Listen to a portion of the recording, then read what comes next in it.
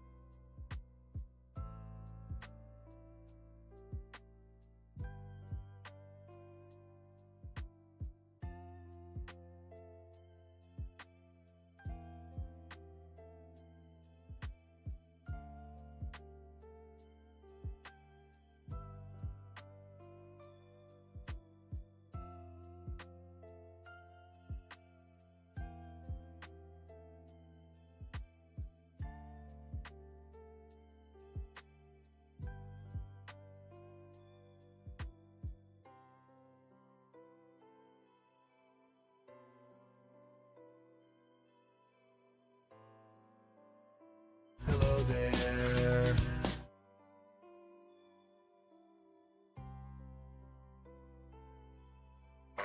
Hello!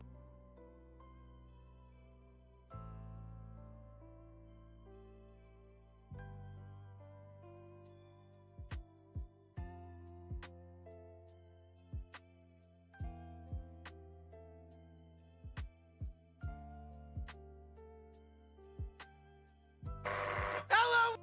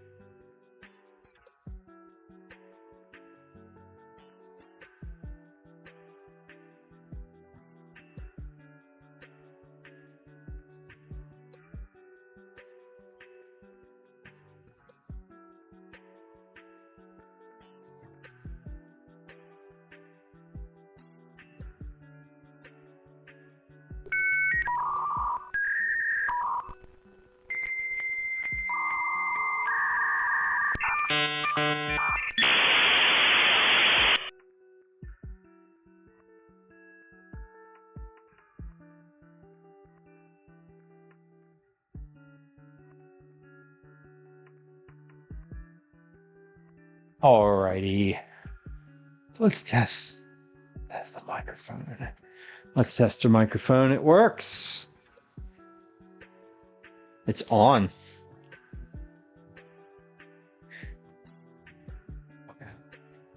The captions also work. And it looks like the mic is at a decent enough level. Maybe it could go a little bit higher, but that seems about good. The music, barely perceptible. Okay.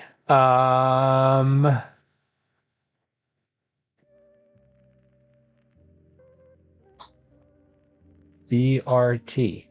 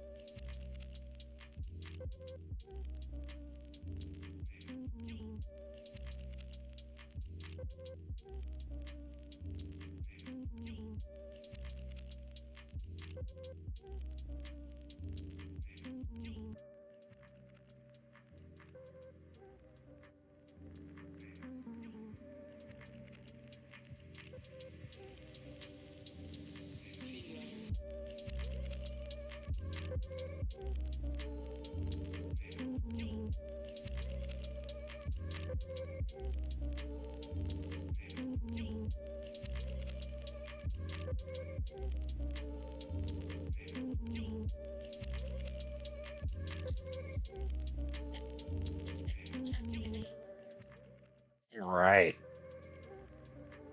That's the top of my head. You know, sometimes you just start streaming, things go wrong right away. That was unintentional. Fixed it. What I did was fix this zoom that zooms in on my face up here, but then I didn't set it, so it caught me down here. Anyway, hello. Happy Tuesday. So fluff, good day. Welcome in.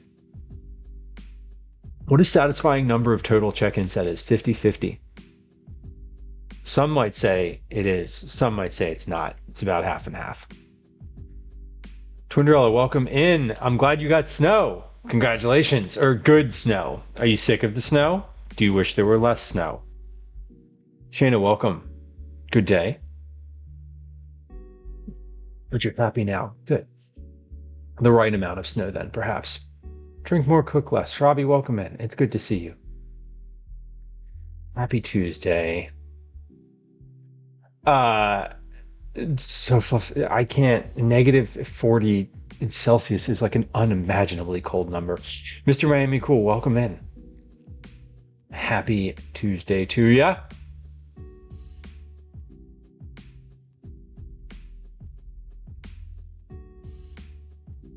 Shayna, kids will sled down anything. I love it. I love it. We were out this weekend, and I'll tell you more about it in a little bit. But Calvin was sledding this weekend, and it was really nice to see. It was like the second time he's ever really been sledding. Like, really been sledding. Yeah, at all. Sledding at all. I was like, is there fake sledding? No. Yes. Oh no. Vanilla, I bet they're sold out. I bet like all the hardware stores are sold out of sleds. Or you are, if they had them at all. Baker, welcome in. Shayna, thank you. My Discord call was great. I set that as a private event on the calendar, but all that back end stuff in Discord, all like the bots don't care about that because I'm logged into the bot with my account. So it was just like, nah, give me those private events. I'm glad it was just something innocuous. I'm having someone, that's a great segue. We should talk about clips and videos later. In a minute. Cardboard is a great idea. I wouldn't have thought of cardboard. I might have thought of cardboard. Happy Kaiju, welcome in. Happy almost March to you too. I hope it's a good one. I hope you're having a lovely early spring, late winter. Did I see on Blue Sky that you were on the train? Happy Kaiju. I love the train. And I feel like I feel like that was you who I saw that was like posted about being on the train, and I was like instantly jealous because I love being on the train and like getting things done. It's like such a satisfying feeling because because the Wi-Fi on the train sucks and you can't use it, and so you have to do other things. So if -40 is too cold to play outside. I agree. It's too cold to have skin outside. Oh, definitely. Tractor Supply probably has them. They probably stocked up. They're real good about stuff like that, I bet. Inventory management slash whatever. I love my house shoes. New slippers are satisfying. New slippers are probably very satisfying because unlike new shoes, they shouldn't hurt your feet right away. They should just like work. Journaling trip. That is super fun. And also not at all like doesn't sound very stressful. Doesn't sound like it's like it sounds like journaling is the point, which is amazing. Walking around the house is good. If you actually like count your steps around the house in a day where you're like cleaning, Shayna, I bet. For me anyway. Oh my God. Y'all, I have my house shoes like is it paved inside your house? What's going on? Shayna, that's amazing. This is a really fun lunch. A 10th birthday lunch going to a train into the city. I love it. 8-hour journey for $32. Yeah, I bet. I imagine that's one of those things where you have to pay far in advance or like 10 minutes beforehand. Amber, welcome. I'm great. Thank you. Today was productive and I thought all day it was Monday. It wasn't. It was Tuesday. Yesterday was Monday, but yesterday felt like Sunday because school was closed. So, never been on a train. It's fun. They're fun. I love the train because it's predictable. Like, you know how the trains run on time. Like, that's why I love them. Because they don't generally get delayed. I mean, other than the ones that got delayed in Philly, in and around Philly today, because there was like a huge warehouse fire north of the city. No, it did not. It did not. I was okay. For anyone who heard about the warehouse fire on the national news somehow. Dan, welcome in. Less chance of an accident too. I mean, there's definitely train travel is just generally very safe. I love it. I love going up to New England on the train because it's like a 6-hour train ride. It's perfect for finishing. It's perfect for like getting into one project, like one really good workflow of like sitting there and just like focusing. I love it.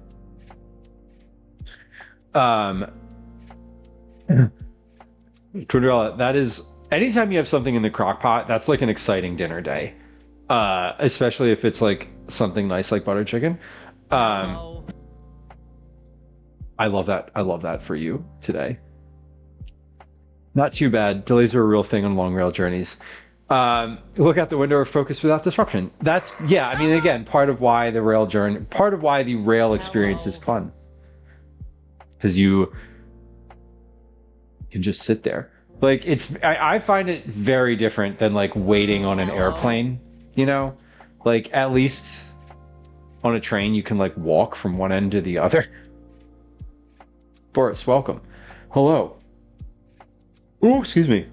Shayna, happy anniversary. Leftover pasta is the best pasta. I love leftover pasta when it, because like the sauce always gets a little like more, I don't know. The sauce is like better the next day somehow. You just thicken it with a little water before you heat it. I don't know. Happy anniversary though. That's super cool. Mm. Shayna's order is a Greek penne pasta with artichoke, spinach, tomatoes. I don't know what else. That does sound good. I love artichokes. I don't use artichokes at all, like at all in the house or in cooking or like in the kitchen. I don't know why. I really enjoy them. I didn't eat them for a long time. I had like a traumatic entry into the world of artichoke. Uh, so I'm like a little so reluctant to cook them. I don't think I've ever cooked an artichoke. Maybe once or twice. And like your snack at the cafe car. Exactly. Exactly. Like train travel is where it's at. I love that you took like a trip for yourself. That's amazing. Tomato and avocado sandwiches is yummy. Tomato, avocado. I would put a little bit of mayo on there. Just me. I saw in Bon Appetit and on the internet that there was a recipe recently that was for a pineapple mayonnaise sandwich, which I had an immediate averse reaction to, and then like pulled myself back and was like, whoa, okay, we can do this. I didn't try it yet, but I'm definitely going to. I don't know if anyone else saw this online, but it was like you can have like it'll be good. It'll be good. Um, and artichokes on my grocery list. I'll eat a jar of them in one sitting. I I don't think I've eaten a jar of artichoke hearts cumulatively in my whole life. Roast them with olive oil and garlic. Okay. Let's like maybe do an artichoke heart of some variety soon, because I feel left out. I feel left out. I'm gonna write artichoke hearts down.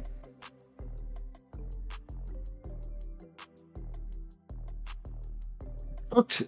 I had a really disastrous, like traumatic first artichoke cooking experience, and I think I've just never recovered emotionally. 23rd anniversary. What's that one? Rubber bands?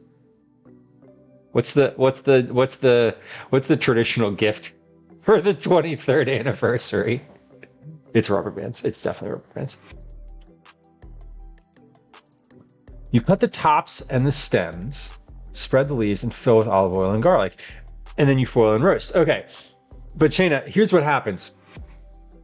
At the end of that, once you've got your artichoke out of the oven, if you don't know how to eat it, it's so confusing. It's like being presented with this alien object for the first time, and you're like, what do I do with it? The first time I cooked it, no one at this potluck that I took it to knew how to eat an artichoke. Not a single person. Mix, welcome in.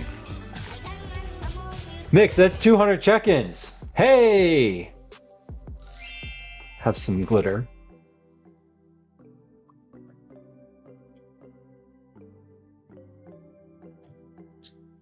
Too funny.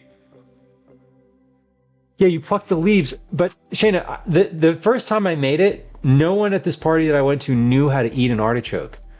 No one. Like I think I cooked it fine. In retrospect, it was cooked.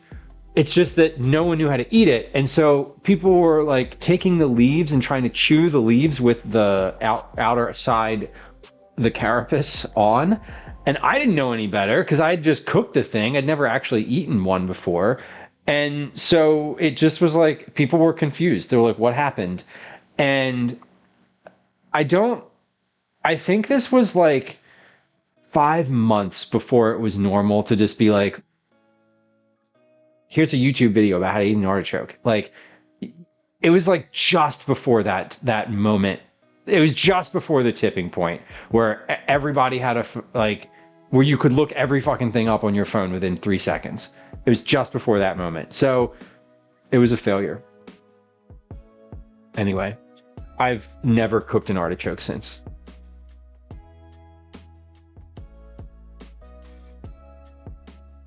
Yeah, you bite into the leaf and pull it.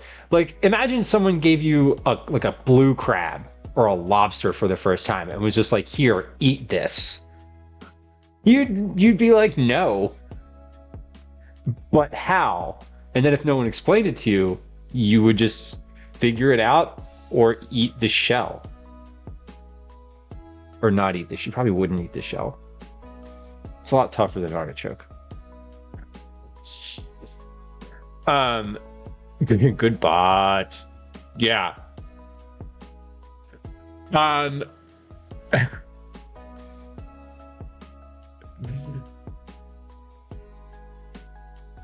Yeah, Amber, sorry, I saw the little John in chat. You can't, no links. We can't post links. Spunky's mom, welcome in. Good day. Good day. All right, we are we need to maybe start doing things today.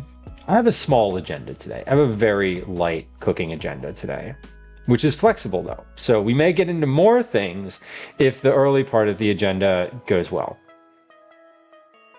Mix, your reconnaissance job in the grocery store sounds fulfilling and intriguing.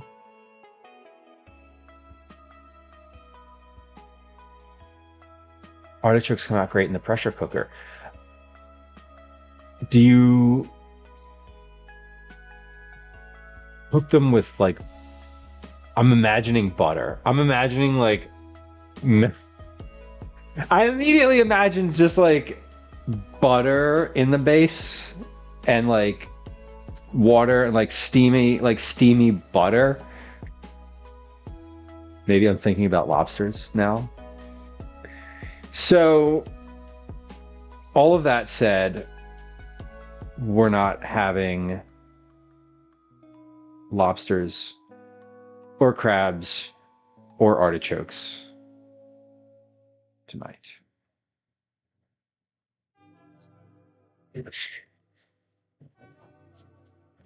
Very good, Amber. Thank you. If you want me to watch stuff, post it in Stream Dump, and I'll watch it after stream. If there's like videos that you're like, oh, you got to see this, definitely post it there, because you have free reign to post as many videos as you'd like in the Stream Dump channel on ye olde Discord.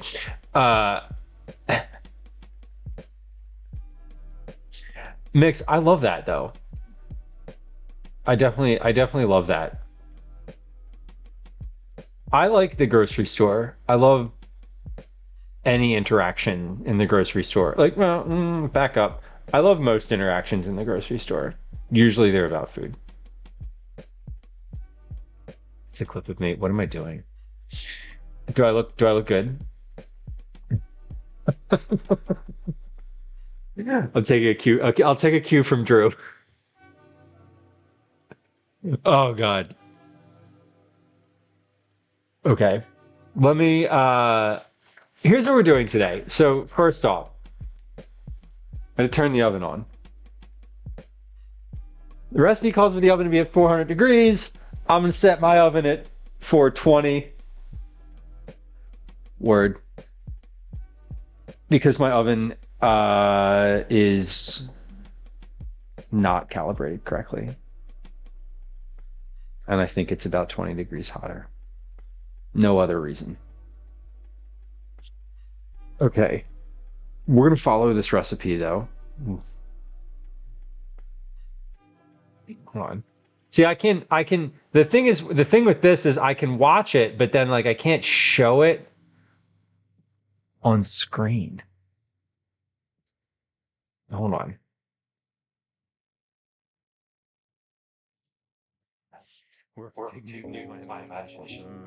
Oh God, this Fig Newton one. Really long time. How do you eat a Fig Newton? What's your strategy? Yes. Non-Getty, welcome in. What's the welcome in, hello. How do I can I actually show this on stream? I don't know. I forget how to do it. Chrome. Oh, I have to set up Chrome.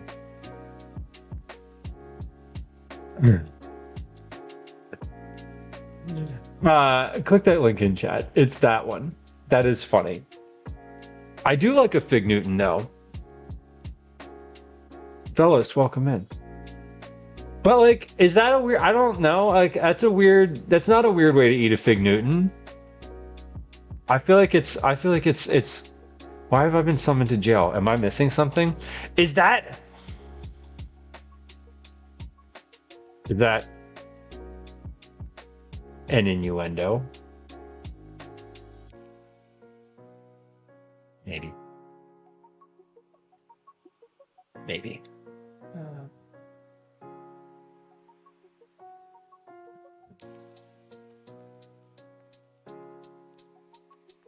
Oh, God. There's so many unfamiliar ingredients. The internet was mostly decentish by then. Next, I love how you're like, we could kind of discover things on our own, right? Um, why is it weird? Why is it weird? Defend your statement. Why is my hyper specific Fig Newton consumption process weird? And then we are going to get to a recipe today. And let me get out some ingredients. Let me like start. Because here's what I want to do. Okay, so I wrote this recipe. Here it is. It's this. And I have some notes on it. Maybe nobody does that. Why not? Am I alone on an island of Fig Newton consumption? To be fair, I've never actually talked about this with anyone. It hasn't come up in therapy, my Fig Newton process. It was less important than other things. But am I weird? I don't know.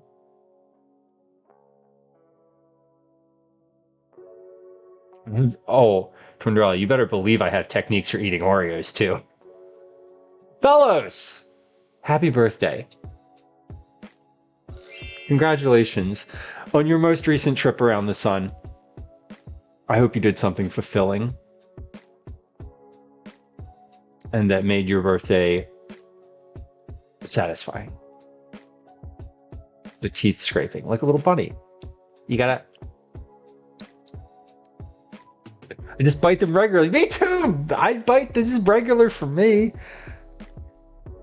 I will, let me be clear. I will not be shamed over my Fig Newton process. I am not ashamed of it. I'm just curious that y'all are curious about it. I feel proud of the process I've established. Why am I? Why did I even say that? Why did I even say that out loud? A meat cleaver. Hell yeah. That is a really nice gift. That's a gift from someone who like knows who they're buying for. You don't buy a meat cleaver for anybody. You buy a meat cleaver for someone who's going to be like, "Oh, a meat cleaver," not "Holy shit, that's weird and creepy." A meat cleaver is a great gift if you know what you're doing. Oh my God.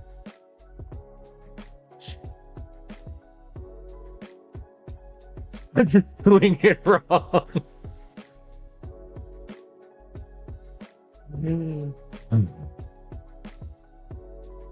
I'm not doing it in front of you, so hopefully it's inoffensive. I guess ultimately I like the different sensory experiences between the fig filling and the dry, terrible Newton part of it. So I like to get the Newton part out of the way. Is that what that part's called? The Newton? I don't remember. I don't have any Fig Newtons. I saw them in the store today and I actually almost bought them because I wanted them and then I didn't. You don't get the bite count balance. That's the thing. It's just like it's just like how I eat a Danish most of the time. I eat the ring around the outside and then I just eat the cheese disc in the center.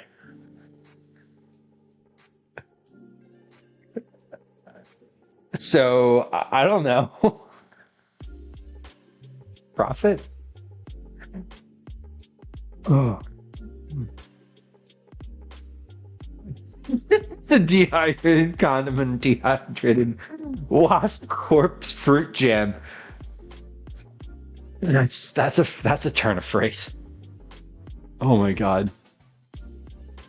I don't really love fig Newtons. So like when I eat them, I'm just sort of like it takes a lot. How many fig Newtons do you want? 2. How long do you want to eat them for? 5 minutes.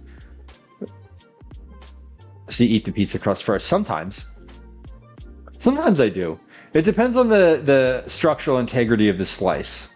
If I can get away with eating the crust first, then sometimes. If it's like one of the slices that I make, I won't, because it's like 1 bite for the slice, 1 bite for the crust.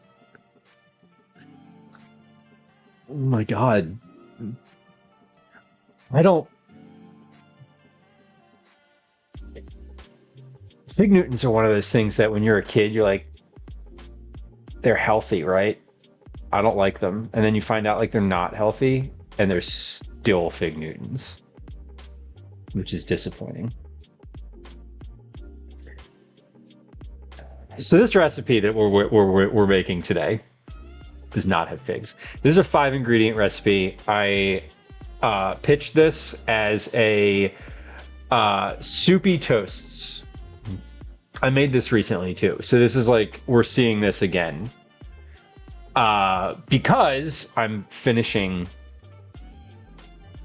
the recipe. I feel like I wrote it, so now I want to follow it and make sure it works based on what I wrote down. I'm going to make some adjustments in notes. Pompous prunes. I liked Fig Newton so far. Says I haven't had one in like 20 years. Well, see, that's the thing. It's like, if you haven't had one in 20 years, like your like of them might just be because you were a kid and enjoyed cookies. I feel like it's one of those things where I loved Fig Newtons when I was like at my grandparents' house and like had access to any cookie, unlike my house at home. And then, you know, they become special because of availability. Cinderella says, the only time I have intentionally bought Fig Newtons is when I was pregnant and had a craving, and they were utterly disappointing. That's... Save the memory mix! Yes, I agree with that. 2020 was a Pop-Tart. You think highly of Pop-Tarts. This recipe has... I'm going to get out the ingredients. Broccoli! Welcome in. Hello. This recipe has 5 basic ingredients. Sourdough, a can of diced tomatoes, a can of cannellini beans, a bunch of kale, like 1 bunch, and then cheese. Gouda cheese. Add that with extra disappointment. Still sprinkling. I love fig jam. One of my favorite pizzas is caramelized onion, blue cheese, and fig jam. Fuck, now I want that instead. Now I want that instead of whatever this is. That's okay. No, I do want to make this. This is actually need to do this. So it helps that I would like to have it for dinner too.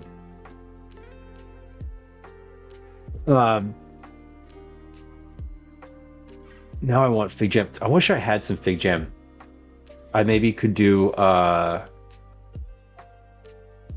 was thinking about... I have leftover mascarpone cheese, and I have puff pastry in the freezer, and I was thinking today maybe doing like a puff pastry with like a mascarpone spread with like some jam, if I have it, or like berries, maybe. Anyway, that's if we get through this. Okay, the other thing I wanted to do today is make tomato soup, which we'll do after we make these. So my goal is to make these. I don't need these to be like ready for dinner time. Like I don't need these. I'm not trying to finish these at like 7 p.m. I'm going to make these now so that I can take pictures and do it slowly, and then we'll make the tomato soup.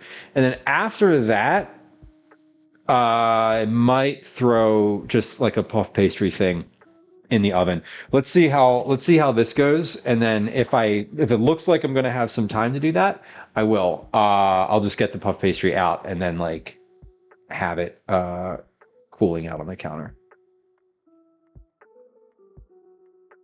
Mix at that feels like it's probably bedtime, right? That feels like a long time. Perhaps perhaps some water and a nap. I've definitely done that before. You kind of like get into your mind. Like your mind starts going wild. One more hour. Well, if you stop chatting, I will hope and assume that you have fallen into a deep and safe slumber. Let's get our ingredients out for this. Actually get them out. So we have 1 can of petite diced tomatoes. Now, I'm also using because this recipe is for a like simple website. I want to use non I want to use like the most standard things I can. So usually I get no salt or reduced sodium cans. Uh, these are just like the regular petite diced tomatoes, some cannellini beans. Are y'all when y'all go to the store, are y'all seeing cannellini beans? I feel like I cannot find them anywhere. They're like this was the only brand I could find in the store. And I went to 2 stores today.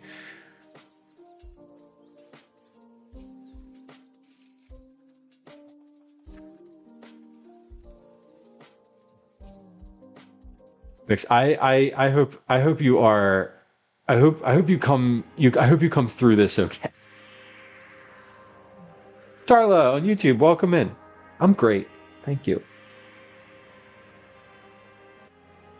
Mostly only at Walmart. Yeah, I've had trouble finding cannellini beans recently. Can only find them dry. I have them dry, but for a recipe that I'm like writing, I'm going to use the canned variety. Just like it's it's just even more simple. We mostly spotted butter beans, Mix says. Yeah, I feel like I've seen like Great Northern beans now more than anything. I've seen yeah, Great Northern and what was the other one? There's another like smaller common white bean that I know I know I saw just today, but I can't remember exactly which one. It was not cannellini. Um, but yeah, it was Great Northern's fine. Like you could for this recipe, you could sub Great Northern beans in. You could sub collard greens in or mustard greens in for this. You could sub regular diced tomatoes. You could sub in the diced tomatoes, petite diced tomatoes with garlic, onion, and oregano. You could sub the salt-free variety in. Doesn't really matter. So still need Walmart for a few things. No, I get that. I get that. They have the ability to have more inventory held at a time without it being an issue. They're white kidney beans so far. Interesting. I've definitely not seen that label before. The most common bean around here is pinto beans. Okay. So recipe says toast the bread. Actually, the recipe calls for the prep work. So we're gonna do some prep work too.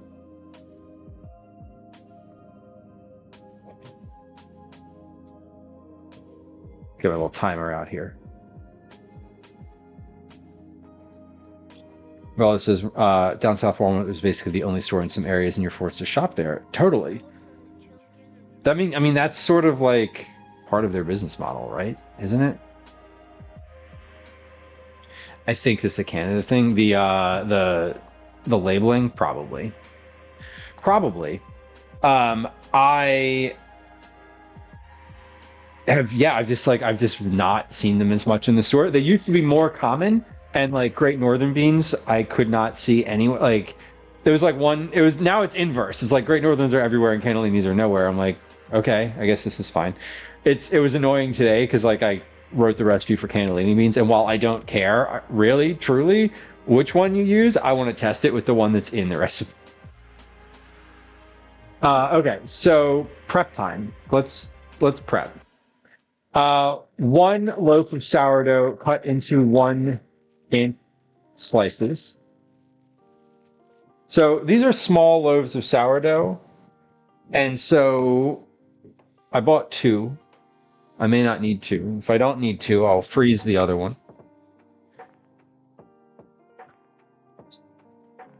But wait, before I do that,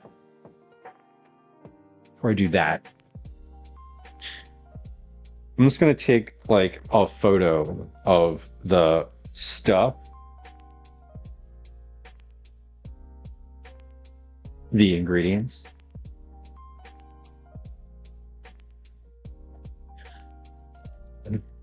Because this is a pretty easy recipe to pull off.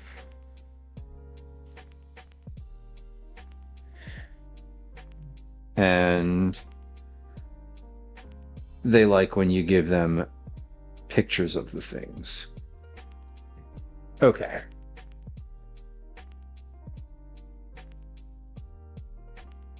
Mixed beet growing experiment sounds fulfilling. I feel like I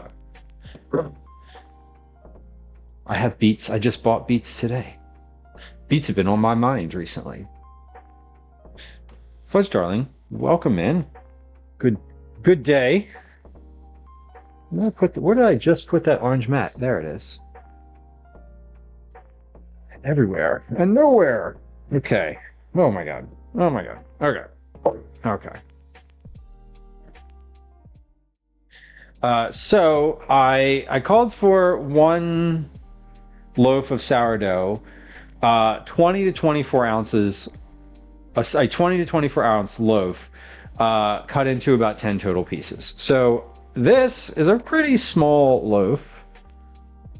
That's 16 ounces. So yeah, I'm going to use a little bit more because the recipe calls for that. So I am going to take the other half of this loaf. We'll cut that.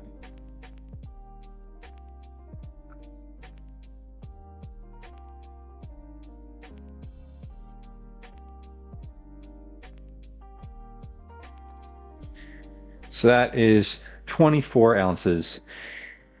Exactly. Great. Love to see it.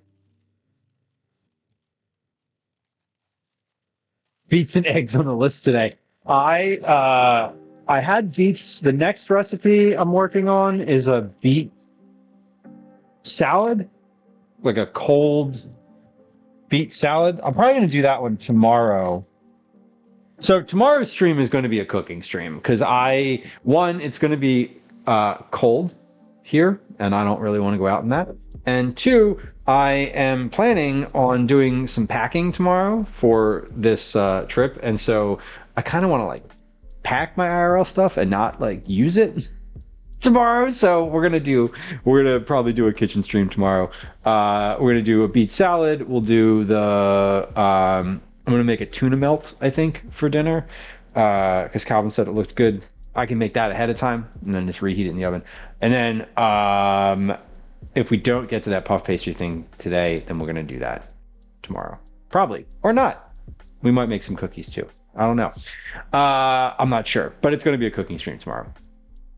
Alexander, I got rice. Congratulations on your rice. I hope it cooks perfectly for you. Chapstick Queen, welcome in. Good day. Good day. Mix and reading your message.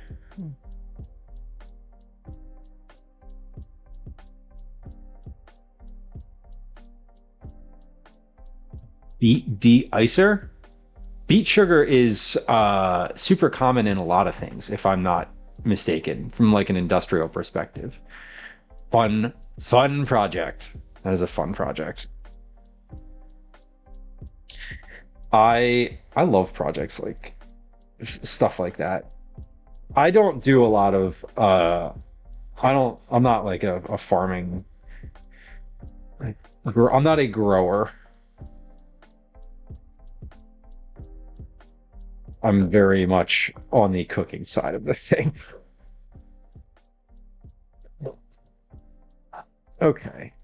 So 10 slices is what this is supposed to make. So let's get the butts off of here. 10 1-inch thick slices is about what I got out of the last loaf of sourdough, which was like 22 ounces. That's 5. 6, 7, 8, 9. That one's a little lopsided, but that's okay. Coming into the end here. 10 slices. Great. And then we have some butts here. Where's the fourth butt? Oh, right. It was only the half of the loaf.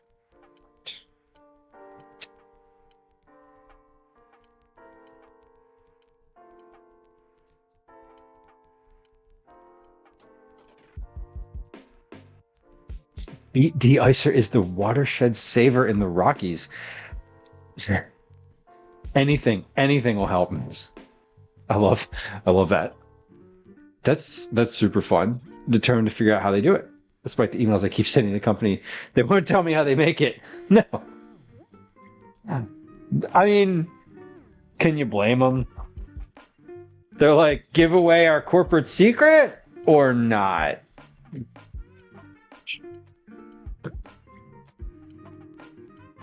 God. Alexander, I am not familiar with SHATTA as a flavor or ingredient. Slices are going to go on our lined sheet pan. So let's line a sheet pan with parchment paper.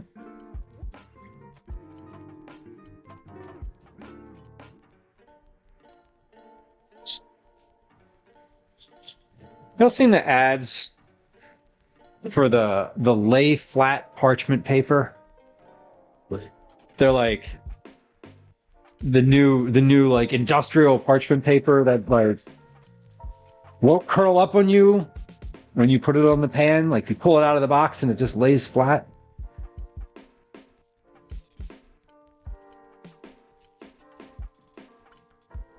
Like what real life problem are they trying to solve with more plastic? Seriously.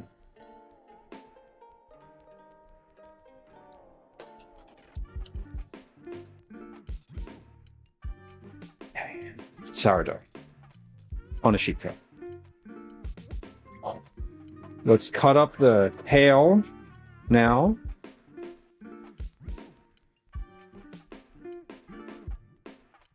Because that's the only other ingredient that actually needs to be processed in this step.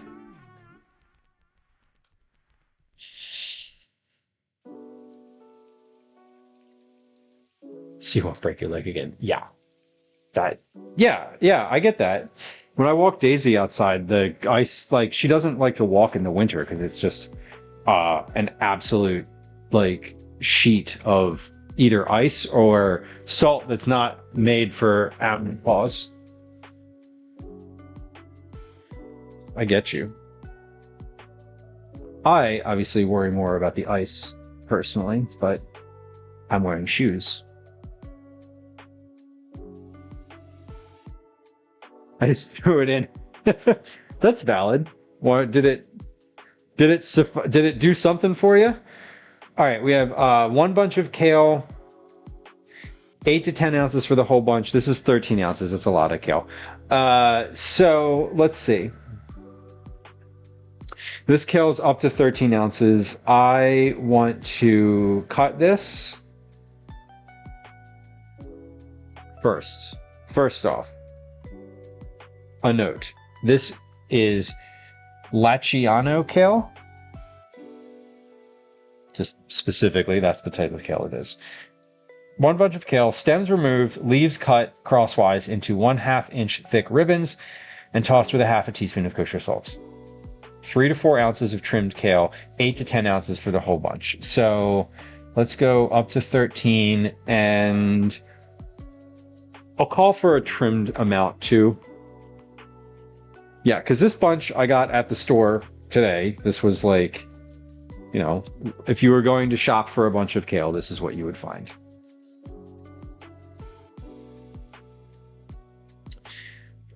Mix, good luck. How long does it take to like figure that type of thing out? Flavorless rice that tastes spicy. Spicy is a flavor that is if you're gonna get one, spicy's a good one.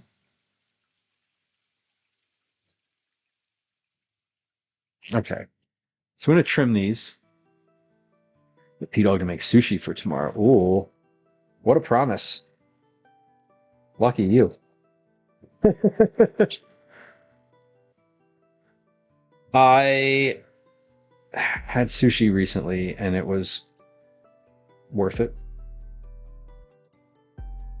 Okay, let's trim these up. One of them just fell on the floor. I guess we won't use that one. Oh well. So I'm making this recipe for dinner, but I'm also making notes on like the process. I'm like thinking about the process a little bit more than usual. Okay. So trimmed. The stems are like the heaviest part of the kale. Funny, when you trim it, it's like very little weight left inside. Like this is probably going to be like 5 ounces of kale total. It's 2 years. Yeah, I feel like I've heard I was reading something, or I was consuming some type of media recently about like shortening the testing time for plants because of how they can do like DNA testing now. This is obviously at a large like industrial scale with lots of money. It was fascinating talking about like creating different types of strains for different things and how that timeline is shortened now with DNA testing. Alexander, I totally agree with you. Spice, I think, heat especially, and I don't want to claim to be anything of an expert on any of that. Certainly, there's plenty of folks that are much more versed in it, but I do know that like heat in general, I think gets a bad rap because it's not understood as complex. People are just like, oh, hot. They hear hot, they hear spicy. They don't think about like the underlying complexities of it, or not. Maybe don't think, but like, I don't know. Sometimes when you eat something, it's hard to see past the pain, you know? If you don't have a habit of eating hot food. People are like, why are you crying? Are you enjoying this? I'm like, yes. It's good. It's transcendent. But I hear you. A single spice, heat spice may not be the most satisfying, but All right, almost finished with this kale. We're working on it.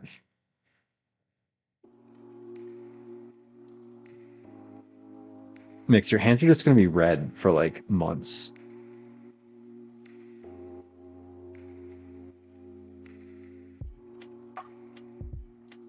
Hmm.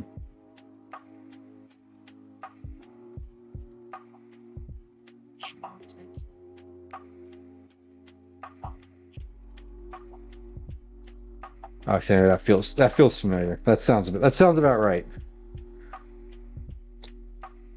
All right, we're ribboning this kale, almost there.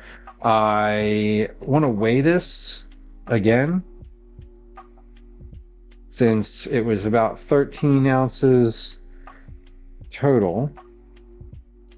That was a lot. I don't think I'm going to use all of this in the dish itself.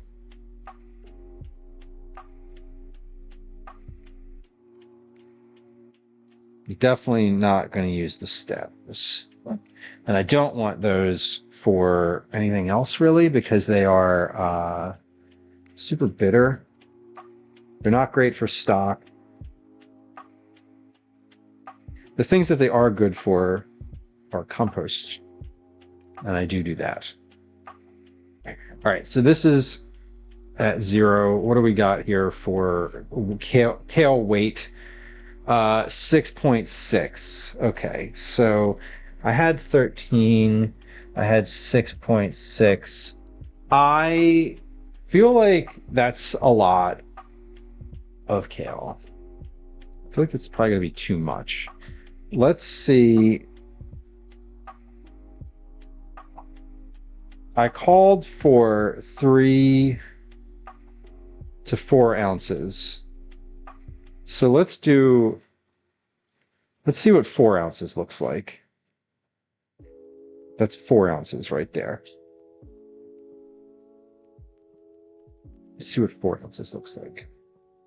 When we're finished trimming up this kale in just a moment here, we're going to do a quick break, run a few ads here on Twitch, and do a game of Words on Stream. So if you're new to the stream, we run ads about every hour, and then we play Words on Stream during that time. So if you're new, that's coming up. These are about, let's see, what did I say, about 1/2 inch thick pieces? Let's make sure we're doing about 1/2 inch thick pieces.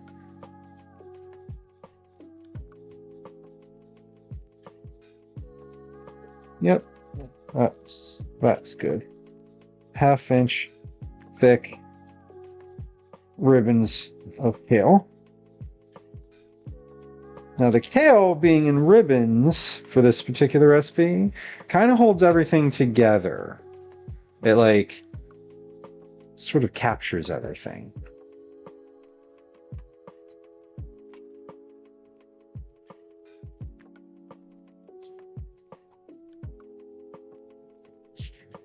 Because you are in the beet industry now, I'll tell you. That's so fun. I do love myself some golden beets. I thought about golden beets today. I was buying beets, but I got the red ones. I don't regret it, but I do wish that when I pitched this particular dish that I'd considered using golden beets instead.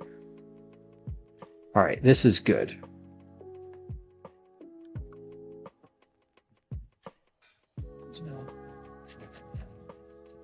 I feel like that's the right amount of kale. So like 4 ounces. Let's measure this chopped too. This is about 4 cups packed. Okay, perfect.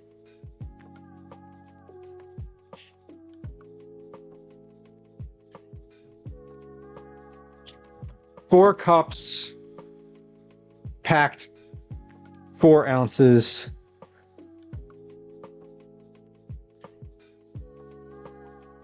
Four cups, 4 ounces of kale. That's good. All right, so now I want to combine that with a half a teaspoon of kosher salt, and I want to toss that to combine it. So I'm salting the kale a little bit ahead of time. That's the goal, or that's the process. Half a teaspoon salt, tossed with the kale. The kale's a little wet, so this will stick. I should probably call for rinsing it. That way it'll be wet. Okay. Kale is good. Let's get this. These are leftover pieces. What could we do with those? I'm gonna make a little salad out of those. Some flavor. You wilt those. I'll put those in the tuna melt tomorrow, maybe. Or not. Maybe I'll just do like a... What do I have here? I'll do a kale. I have a blue cheese dressing in here. I'll do that. Regardless, it'll get used tomorrow. Hopefully. A jar of red sauce with no label. Sounds like relying on smell might be your best identifying method. Identification method. All right, we are going to take a real quick break here. We're going to put a game of words on stream up, and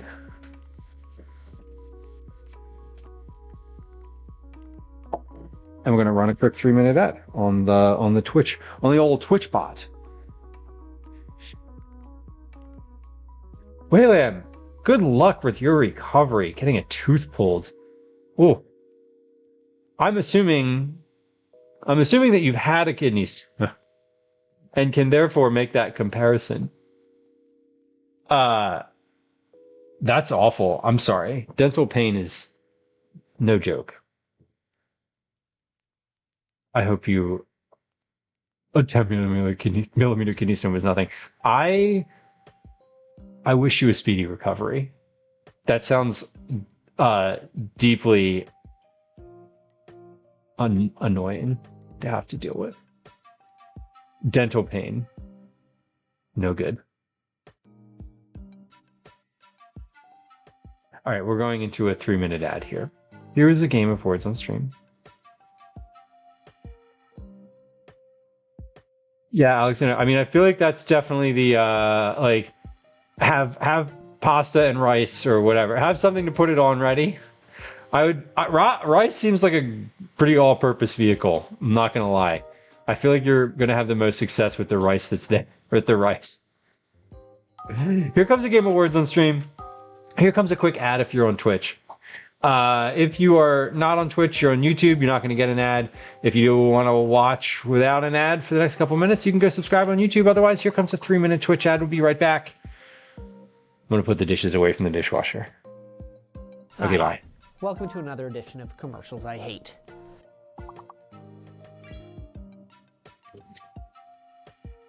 Dishwasher dishes. Dishwasher dishes. Never ending. Never, ever, ever ending.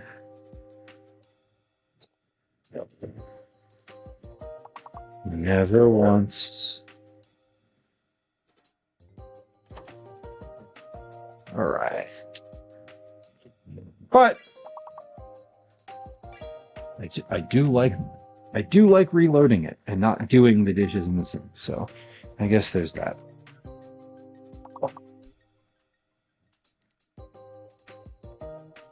Music is very soothing. Music. Ooh, that one didn't get clean.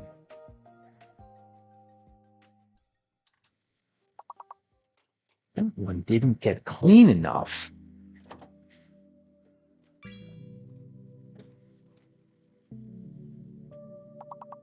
One more 4-letter word. There it is. Dee-dee-dee. Good job. Good job. That was fantastic. DJ Harley, welcome in. Hello. I see you in chat, and I know you can hear me because you're a subscriber. So there's that.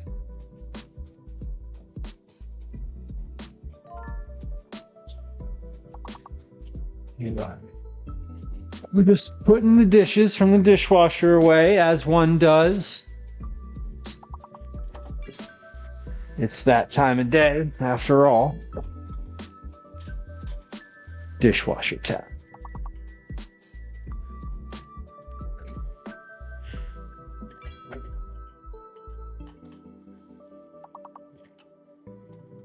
Mm-hmm.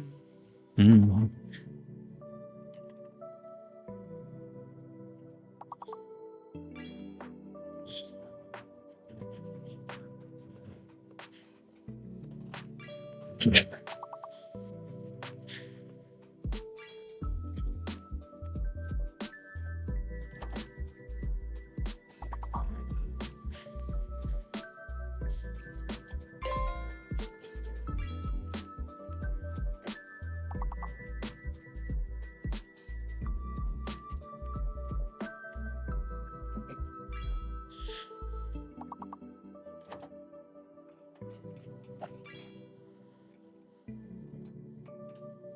All right, if you were on Twitch experiencing an advertising break, thank you for your patience. Welcome back. Finishing up a Game Awards on stream. I am finishing putting these last few dishes from the dishwasher away.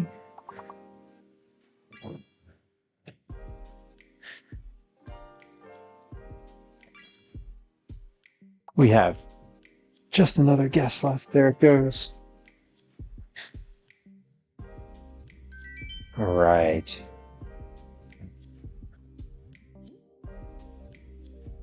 What do they say? GG's, y'all? GG's.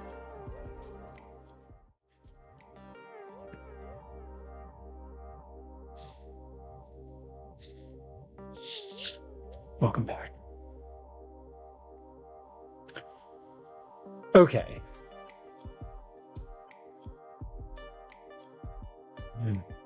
The General Alexander. That's a wild one. Food Lion is a good, interesting one though too. Thank you for sharing which ads you were getting. I'm always curious because like I don't know. I don't have any control over them. Okay. We've got our sourdough cut into slices. We've got our kale cut crosswise into 1/2 inch thick ribbons and tossed with a 1/2 teaspoon of kosher salt. I've got coarse kosher salt. I've got black pepper. I have a packet of sliced Gouda cheese. And my 2 cans. Let's open these cans. So this calls for 1 can, 1 14.5 ounce can of petite diced tomatoes. That's these. Kathy, welcome in. Good afternoon. Sometimes I get French ads so far up there. They're like, we've got one. We think this one will understand. I assumed all Canadians spoke French. I guess I'm wrong. I did assume, I guess I have an assumption, maybe correct me, that at some point in grade school, most Canadians are exposed to French language as like some type of class, maybe. I know we Americans ain't exposed to nothing.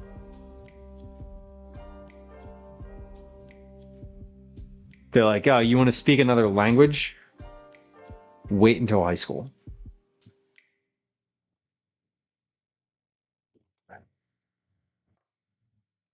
Okay, I call in this recipe for reserving the bean water because I like the I like the ability to add it back in later with the kale because it kind of like makes it it staggers the water, and I feel like it doesn't like boil away all the water in the initial part of the process. Leftover biryani. I love biryani. I don't know the concept of leftover biryani though. I'm just kidding. So I like your technique though. That's a good one. Pull out the protein and then return it later. Kathy, enjoy the muted stream. That's always fun. Spanish ads all the time. I don't get ads on Twitch because I have Twitch Turbo because I watch like a lot of Twitch, so I just subscribe so that I don't get ads anywhere. But every once in a while, I'll be logged in on the bot account, or I'll use the bot account, or I'll have something. Like the other day, I was watching Lemon's stream, right? And I didn't think about it when I pulled the stream up on the computer, but like I got an ad, I got a pre-roll ad, and I realized I was logged in under a different account, and I was like, oh, that's weird. Like, I didn't anticipate. Like, it was just weird. So I was like, oh, I got ads. That's what that was. Canadian Sesame Street, fellas. That's super fun. More common in Eastern Canada, the language, Sofla says. In school, French was optional after grade 6. Okay. French in junior high and high school, Broccoli says, but only ever used it in France and Morocco. Spanish would have been practical. I know. I took Spanish for like a couple years. It did not stick. Fellas, I would think you would have turbo, but I understand why you wouldn't. Like it's a thing. Like I'm not like surprised to hear that. But if you would have said like guess, I probably would have said yes. So you're right. Okay. We've done our meats. We've prepped everything. That did not take very long. I just talked and had an ad in the middle of all of it. What color is your big bird? Can we ask that in chat? The one that I'm familiar with is yellow. Fellas, that's exactly the thing. Yeah, I'm like, if it doesn't work out, if it doesn't work in, like it makes sense to not have it. Like there's so many like nickel and dime little fees for everything. There's like all these, they're not even nickel and dimes. It's just like there's all these services, like every streaming service, and like everywhere you can buy like a level 1 membership or like a level level D membership. Who knows even what that even means?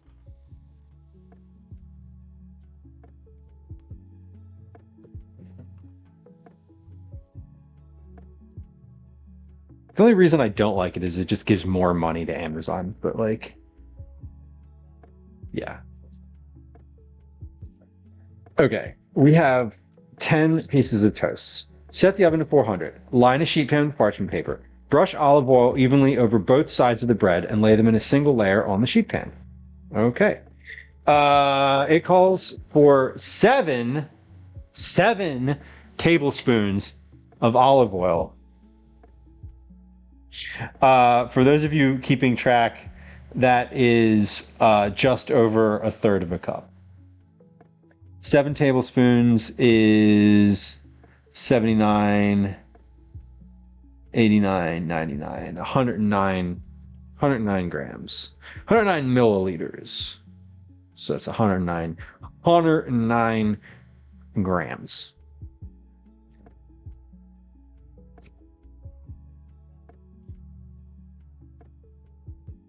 Okay.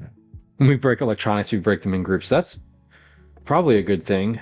Did you check out any of the like sales that are happening? I know like this particular day, President's Day, is a large sale period in the US. Electronics. Anyway.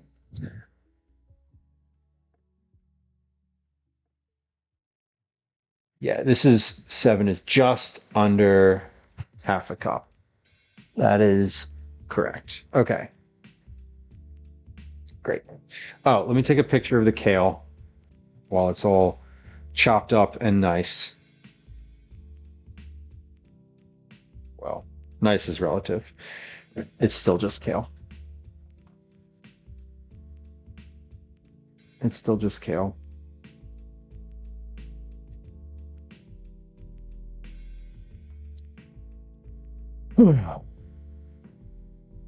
Yeah, fellas, I saw that. The ongoing government Elon situation is distressing. Is very distressing. Uh Olive oil, bread. It's a lot, and it's not even it's feels like it's slow, but now it's just gonna be all at once. I think that's how it's gonna be. Well, who knows?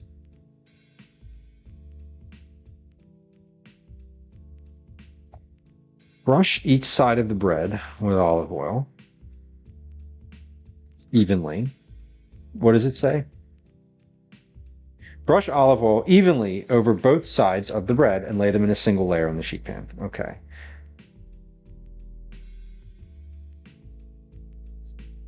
So if I recall correctly, I did use all this olive oil before. It feels like a lot, but I know I used that much.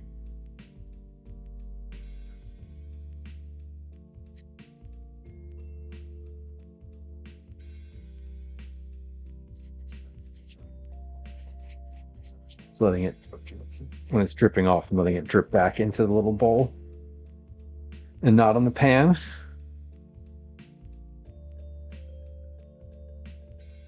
You could use your hands to do this too, I suppose. It would just be a lot messier.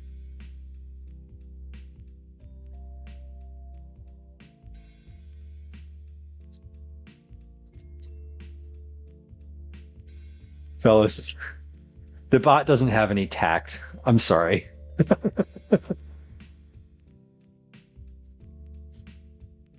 The bot is indiscriminate with its line of questioning. Based on your usage of the word rear. Bot, come on. Yeah, you can't build in logic to the bot that's like, actually you could. Yes. Noted. Noted. But that's why. That's definitely the reason why it said that. We found another word.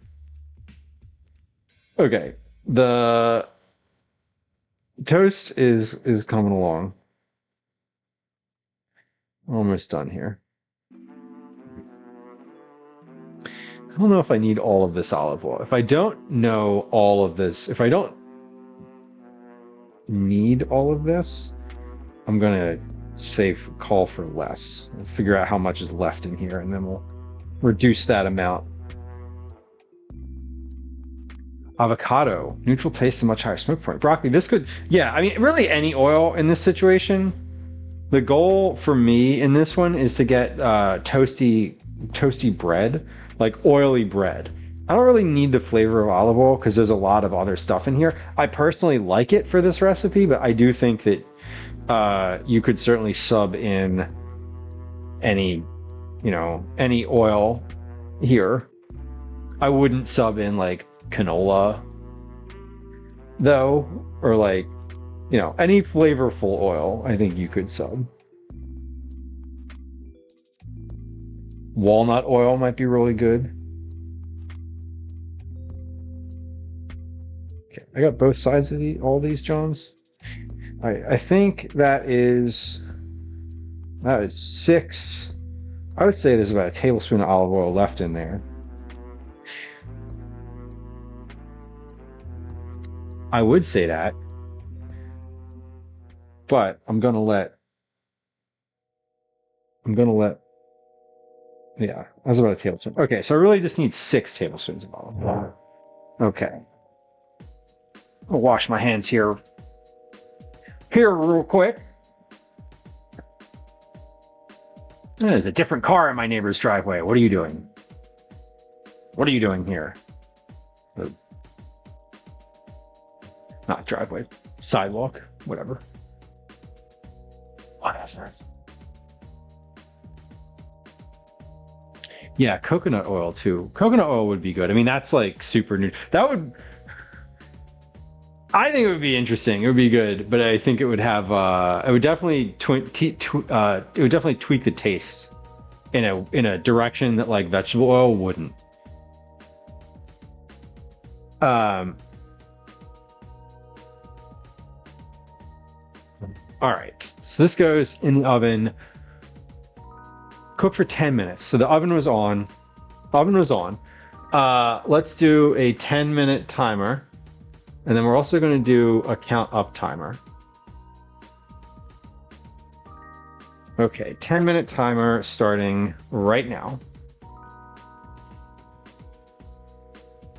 Recipe says while the bread toasts.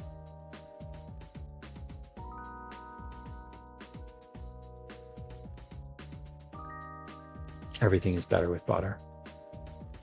You could do this with liquid butter too. Good point.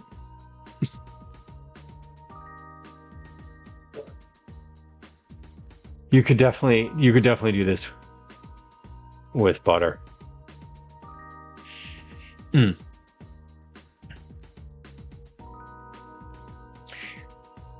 Okay. Alexander, I do hope you get the support that you need.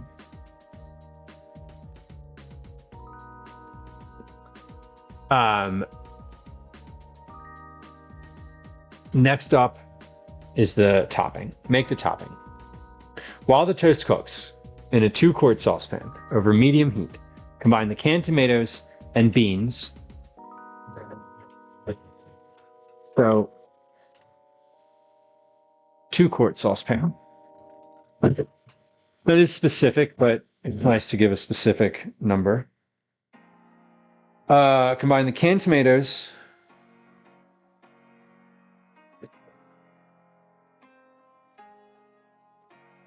and beans.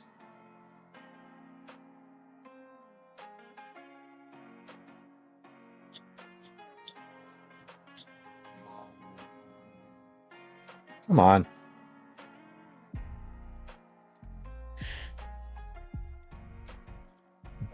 Got those bottom beans in there. Put a shake in the can first. Okay.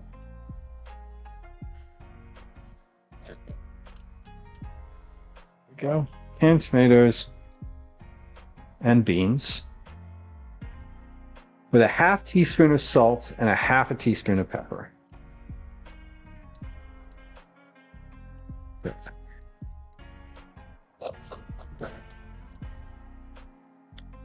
Half a teaspoon of salt.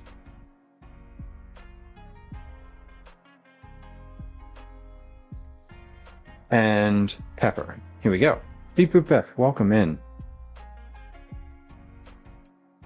Happy Tuesday.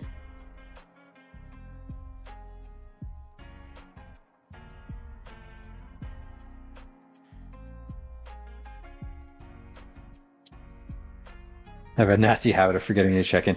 It does happen. It does happen. Wait, I want that. There we go. Okay. Gosh.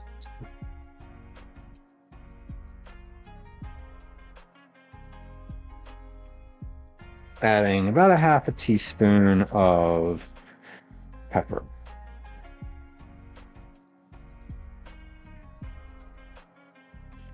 So I am going to mix that in.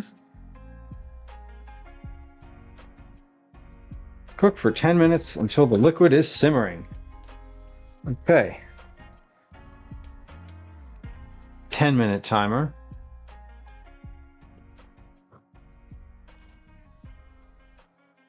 medium heat is called for. So high is 7, low is 1, medium is 3.5.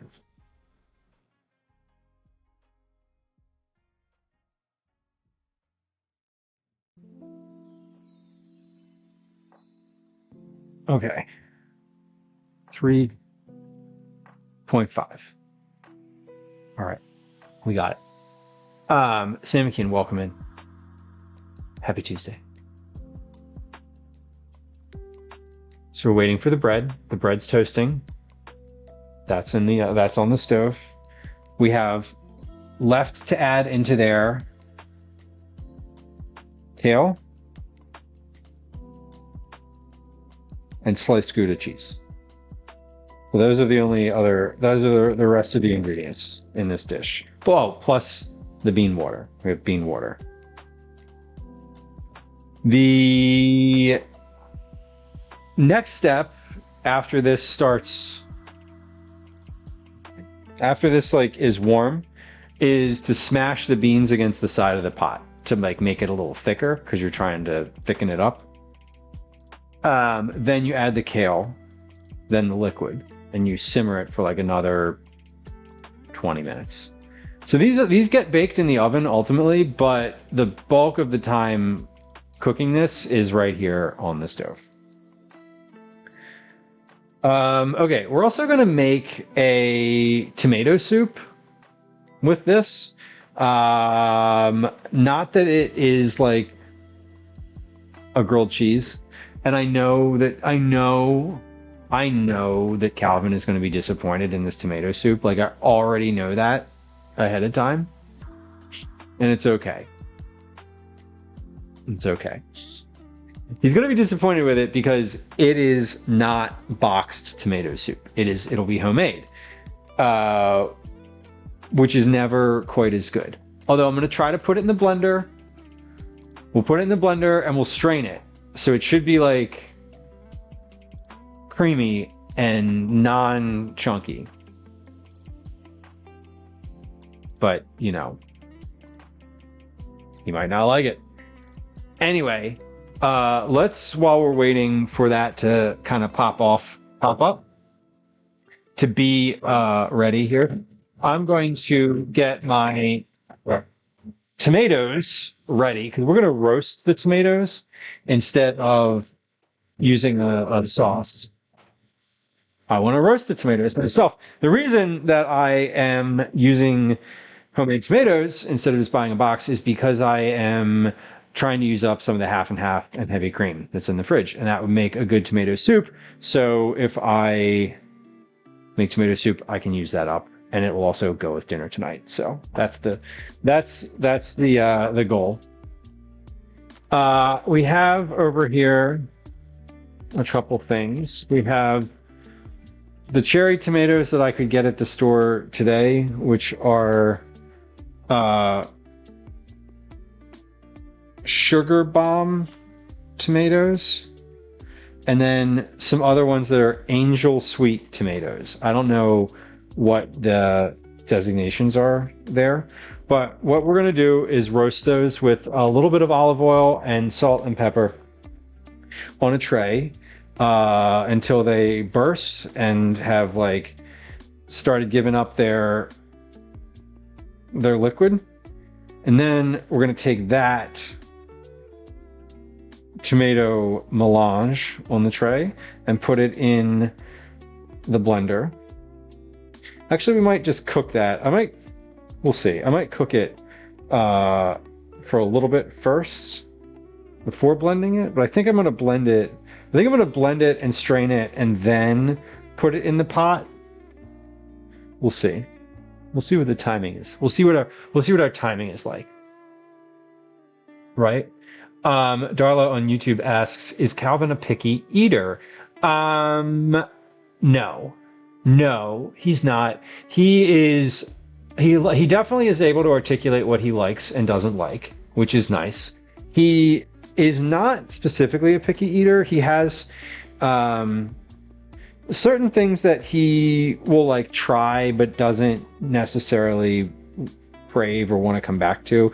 Like, he's not a big fan of like aggressive onions and stuff, but like if something has onions in it and it's sort of like inoffensive, it's fine. But there's some dishes where it's like, you know, I'll put like a lot of onions in something and he'll be like, that's too much. But generally, no, he's kind of willing to try whatever, as long as it's presented to him in like a reasonable way. I mean, like a respectful way. Like, you know, you have the option to try this or not. You know, it doesn't. If you don't try it, it doesn't matter. You know, it doesn't have any bearing on other things today. Whatever. Okay, my bread is about to be needing to be flipped. Cook for 10 minutes, it says. Flip the slices and cook 10 to 12 minutes more until the bread begins turning a golden color. So you want the bread to smell good. You want it to be a little bit golden looking. It's toast. You're trying to make toast with olive oil, so it should be golden. Okay, let's give that a check. Yep, we're sizzling a little bit, which is great. I'm gonna put this over here. I'm gonna put this over here. Okay, close that up. So these are gold already. Because of the olive oil. So maybe golden is not necessarily the term that I want to look for. I want the crust to be golden, specifically the crust. Okay, 10 more minutes. It says 10 to 12 minutes. So we'll set a timer for 10 and go. What did I say though? I want sensory. The bread begins turning a golden color. Crust. Until the crust begins turning a golden color. What did it smell like? It smelled like olive oil and toasted bread.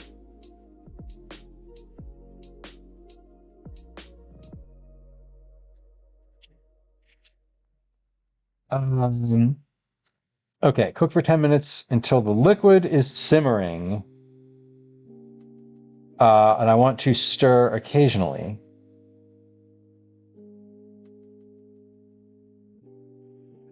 Because I want to stir this right now. And if I'm stirring it right now, I should write that in the recipe.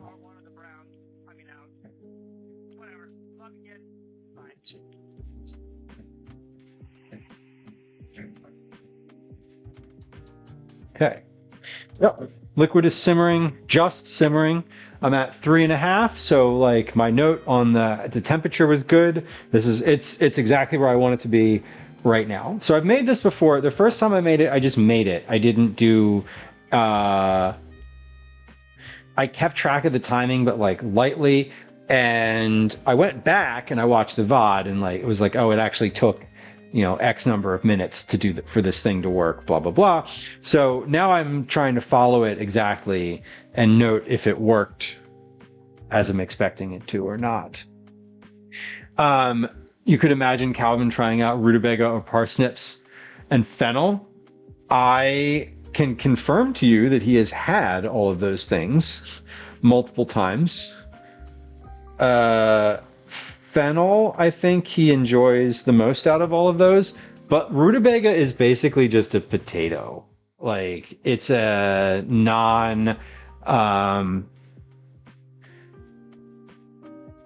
rutabaga is it's basically like a turnip.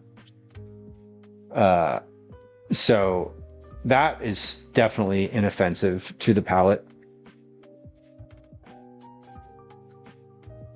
Does like those. Alexander says, what color are your nails right now? Right now, my nails are nude because there's nothing on them. They are trimmed and nice.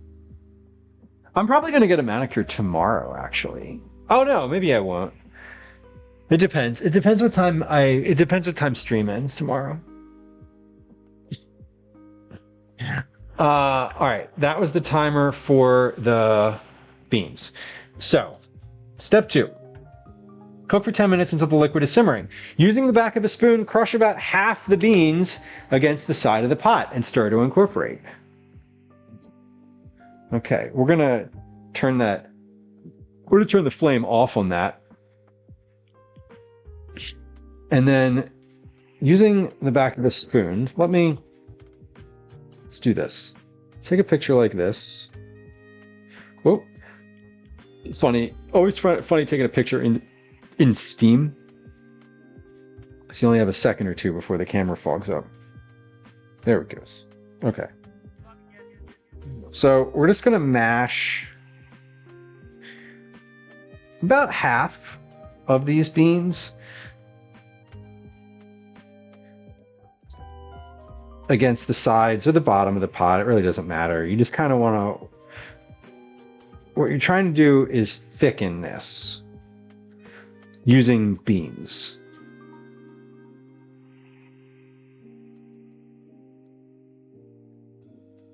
All right.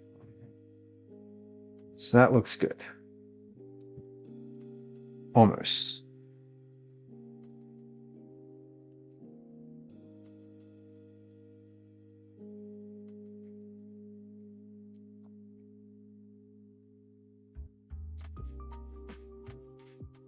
Okay.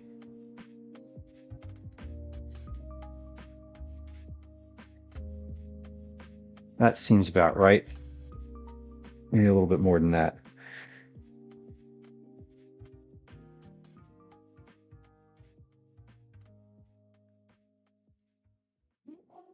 Yeah, so thickness, thicker liquid is what you're going for here.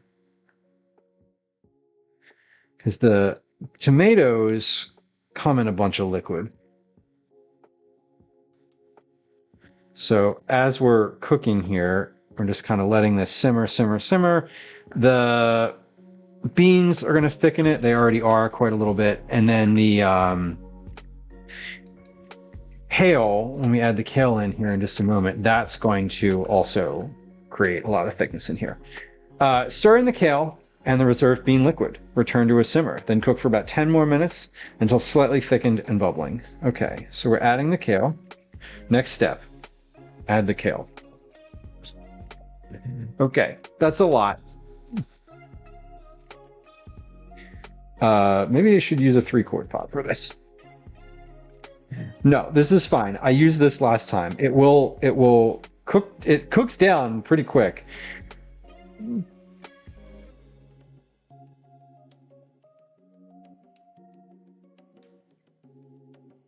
Okay, so we're gonna stir it in. You can't just leave it on the top. You can. I guess you could.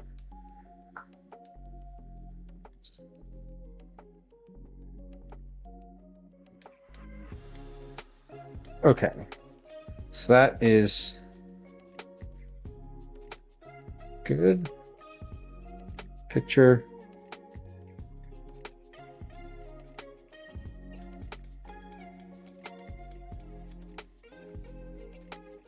Alexander, I hope it's a good one. Whatever it is, I hope it's what you need right now. This is, for me, our dinner tonight. It's funny. I told Calvin, he was like, "What are we having for dinner?" And I told him, and I was like, "You like those, right?" And he was like, "Yeah, they're good." I was like, "Okay." And he's like, "We had them recently," and I was like, "I know. Sorry."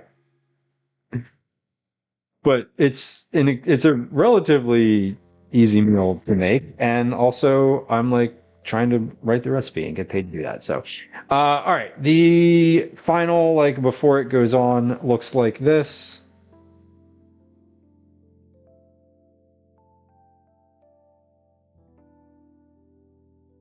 That is the slurry, as it were. All right, we're gonna pop this back on the burner. I'm gonna put this back at 3.5. And we're going to do 10 more minutes. That's what it says. Stir in the kale and reserve bean liquid. Return to a simmer and then cook for about 10 minutes until slightly thickened. Until thickened. I don't want it slightly thickened. I want it thickened. Okay, what was my other note that I wanted to do? Crush half the beans against the side of the pot. Stir to incorporate. Add the kale and bean liquid and stir until coated.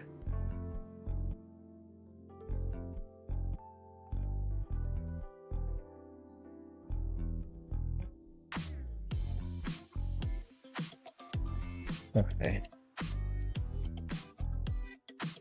Cool. Jolene, thank you. We're working on it here. We're working on it. All right, returned. It is back at a simmer. That was easy. So the next step with this, I need to put a thing on note on here that says stirring occasionally, because we do want to stir this. I do want to stir this.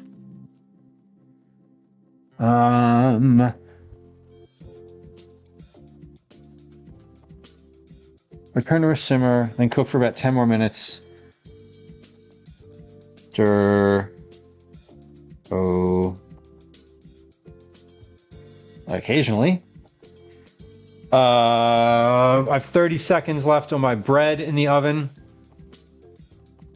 So the goal with how I kind of, the goal with this, or the way that it's working out, is you basically, like, you cook the bread, you make the topping, the bread finishes before the topping, the bread cools off just a little bit, you add the topping to the bread while it's still hot, then you put it in the oven, you melt the cheese on top of it, you broil it until the cheese is brown and bubbling, and then it's done.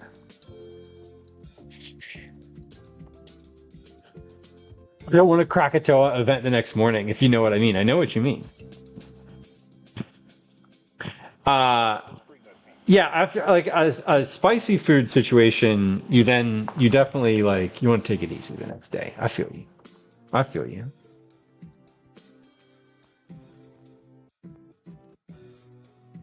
Okay. Bread is gonna come out of the oven. That was 10 minutes. Let's see if we're done. Let's see if we're ready here. That was 10 minutes. Yes, we're ready. So let's take a reference photo. So this is, I would say, instead of, what would I say? How would I say this? I would describe these as, they smell like toast. The crust is distinctly more golden, and it no longer looks like wet oil. It does not look like they're oily anymore. Like the oil has soaked in.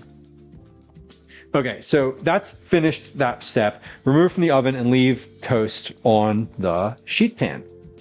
I can do that. Jamie, welcome in. Jamie, we're leaving the toast on the sheet pan. Next step will be to season this as desired. Need additional water? No, it does not need additional water.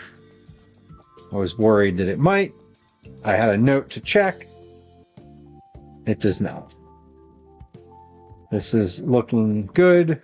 We're thickening. We're definitely thickening.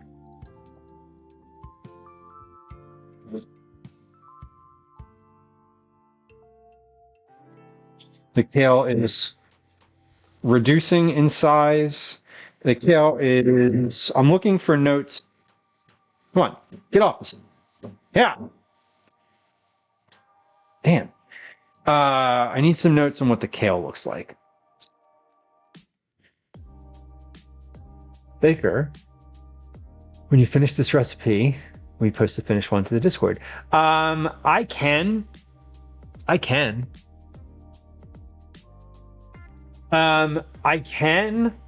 but I'm not allowed to like. I guess. Well, I mean, I could share. Yeah, I mean, I could link to where it is. That's true.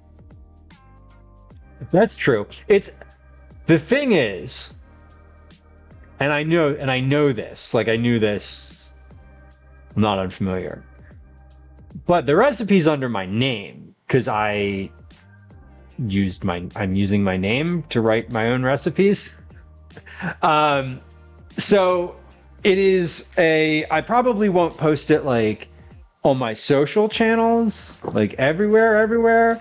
But I will probably post it in Discord for sure. Yeah, a recipe can't be copyrighted. No, it can't. But you can certainly write the same recipe as someone else, and it's obvious. And it is obvious. Sometimes.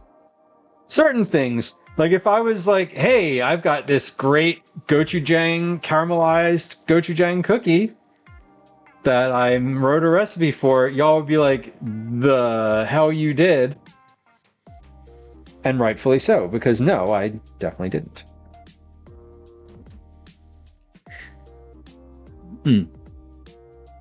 But yeah, I do publish them. I mean, I get they are published under my name. So at some point that's gonna bleed into stream though, because I will want it to. Because I'll want it to. Because that's on the roadmap. But right now it's not. My favorite recipes are the ones that call for a dozen ingredients and leave 3 or 4 of them out of the instructions. I mean, that's super frustrating. I hate that so much. Ribs, steak, meatballs, or enchiladas. Ooh. I love an enchilada, though. The rest of those are just like meat, but an enchilada is like... It's the sauce that makes the difference. Okay, I think I actually want this to be at a medium low. No. I'm going to leave it at this. Because this is thickening nicely. Which is what I want. I want it to be thicker. I love Swedish meatballs, but not the Italian ones. What's the difference? Is there a difference in like composition of a Swedish meatball? Like Italian meatballs usually have like breadcrumbs and basil and oregano, that type of thing too. Do Swedish meatballs have like a fundamentally different list of ingredients, or is it just the sauce that's different? Because I love Swedish meatballs. Brown sauce, a little lingonberry sauce. So good. So good.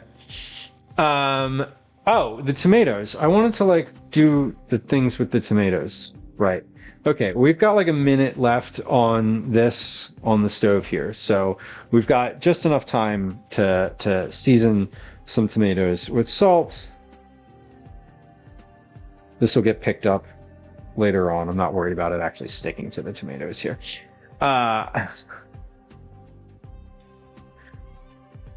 Go with your heart, Alexander.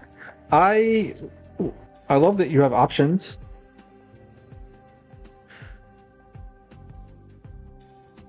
Whichever option makes enticing leftovers is always a good one for me. If the option for leftovers is available. What else do I want to add to these as they are roasting? Let's add a little bit of garlic powder. And is this oregano or is this dill? What is this? This is dill. Where did I put my oregano situation? There it is. Okay. Okay, my timer is almost up for my my pot here on the stove. So we're just gonna pause again on this because that is done. Okay, so we're gonna pull this off the stove now. This is good. We're at 10 minutes and 10 minutes. So let me get a picture of this process, part of the process.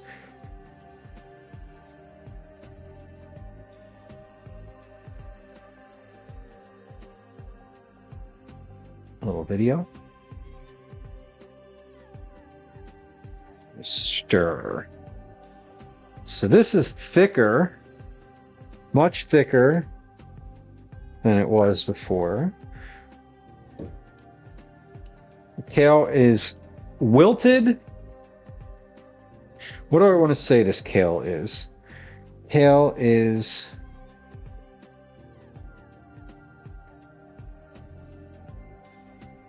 wilted and reduced in size, and yeah, the liquid is thick. We already said that. Crawdot, welcome in. Tender. Good verb. Yeah, I mean the kale. I'm gonna taste this for seasoning and get a bean, a kale, a tomato piece, and a little bit of the liquid. Swedish or party style meatballs. Beef, salt, onion, and crumbs.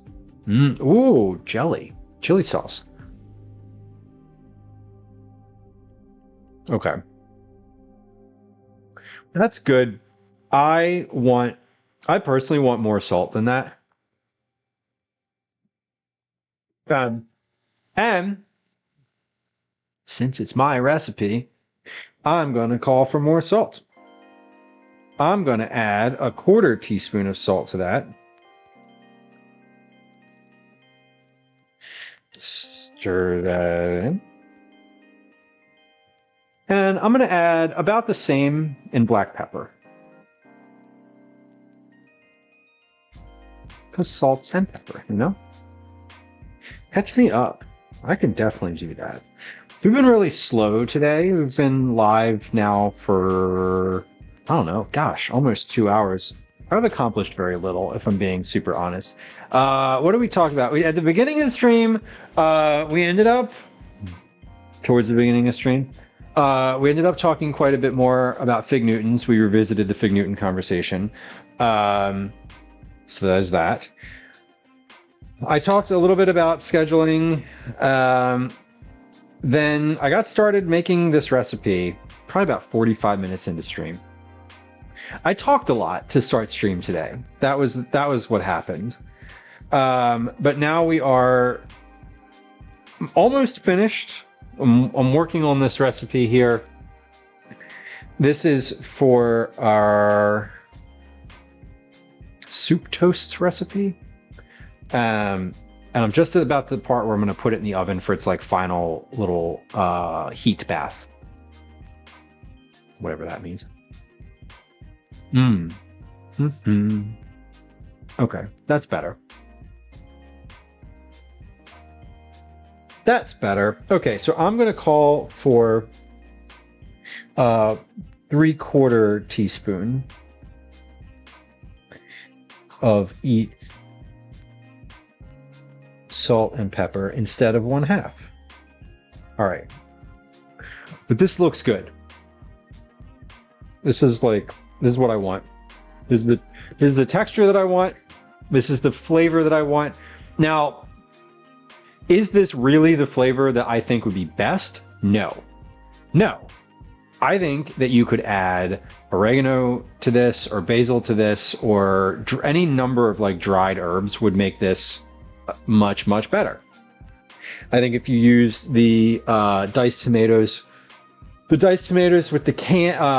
the like garlic and oregano and basil in the tomatoes, that would also be really good. But we're trying to stick to 5 ingredients, and those 5 ingredients are beans, kale, tomatoes, sourdough, and Gouda cheese.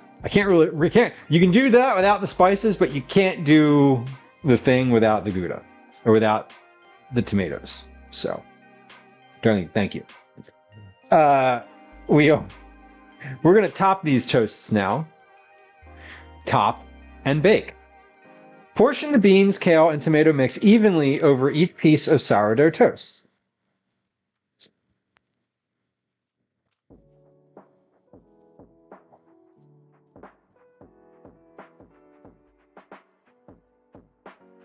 Four, six, 10 pieces of toast. Yep.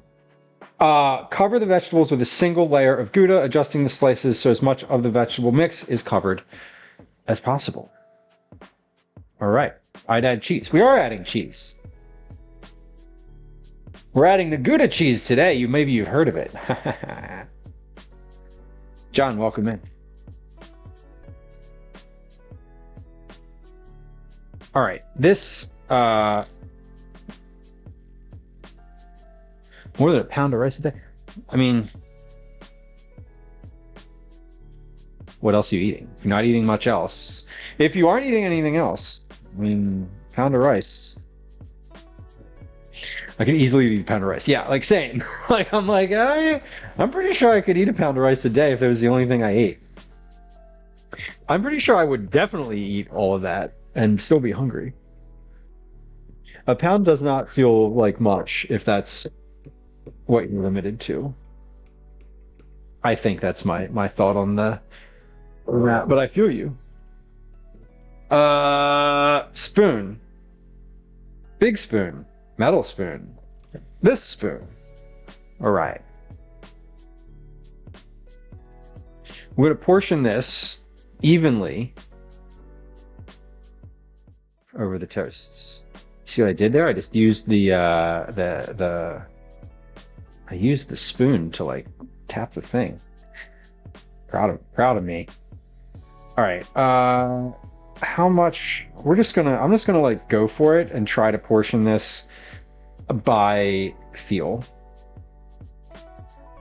And I think I'm gonna try to be a little conservative in how much I put on each piece, and I'll apportion more later at the end. Maybe. Or I'll run out early thinking I was conservative and that I was actually a little too liberal. It's okay. No such thing.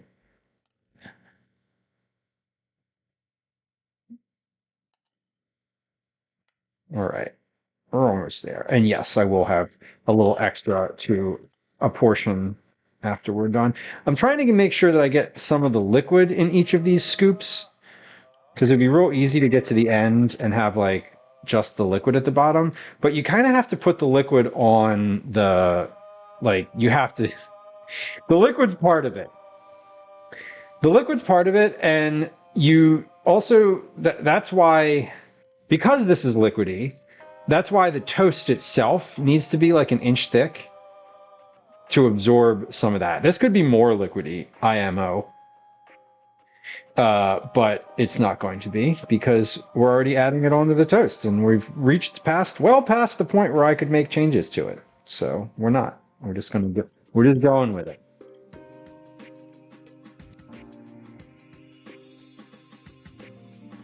All right. Darlene on YouTube, yeah, the chicken and rice diet. That sounds like the bland diet for like animals. Like when Daisy goes on the bland diet, it's just chicken and rice. Plain chicken, plain unseasoned chicken, plain unseasoned rice. And when I tell you that she eats it enthusiastically, I mean she eats it enthusiastically. It's like she's never had better food in her whole life. But I think it's probably because she's just so I don't know. She's either really hungry or really it's definitely not enough food. That's one of those two things. Maybe both. Don't have the stomach capacity. That's reasonable. I mean, I don't eat a ton of rice myself, but like I know I have the capacity to eat quite a bit. If my fried rice consumption of past history is any indication. Okay. So yeah, this is like plenty of... I was worried that it wouldn't be enough cheese, but this is plenty. Figured one slice of cheese per toast. is sort of like the right amount. And you kind of want to cover it too. So for me, I'm just going to fold these in. There we go.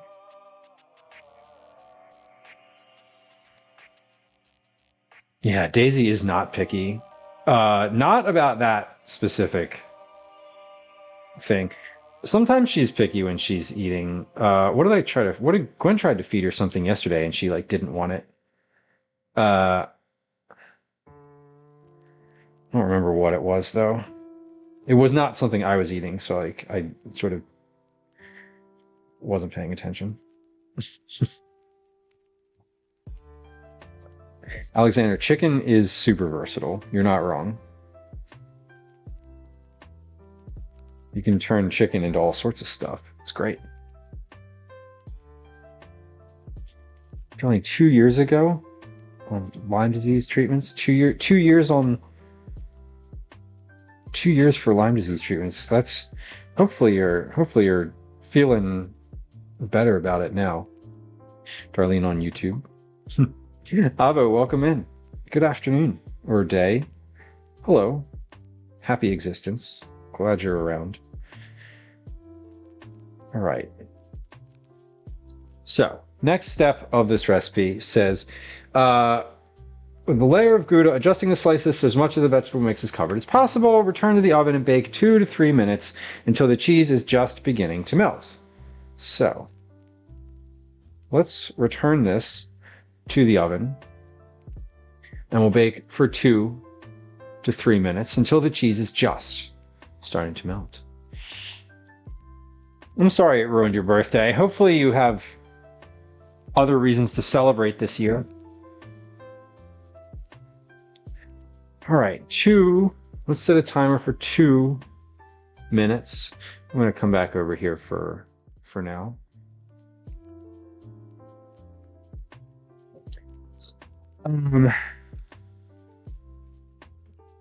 Still dealing with a lot of symptoms. Yeah, as one does.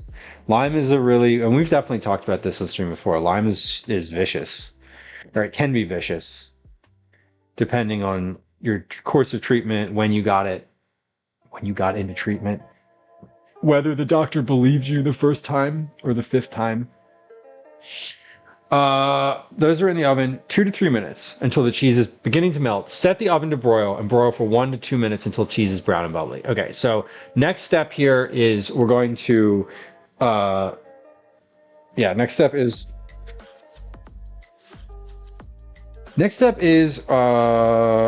take that out. When we take that out, we're going to put these in, because these tomatoes are for soup.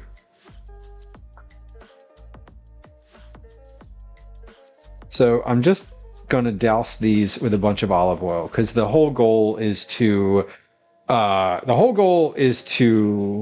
just roast these, and then we're going to blend them. We're going to blend these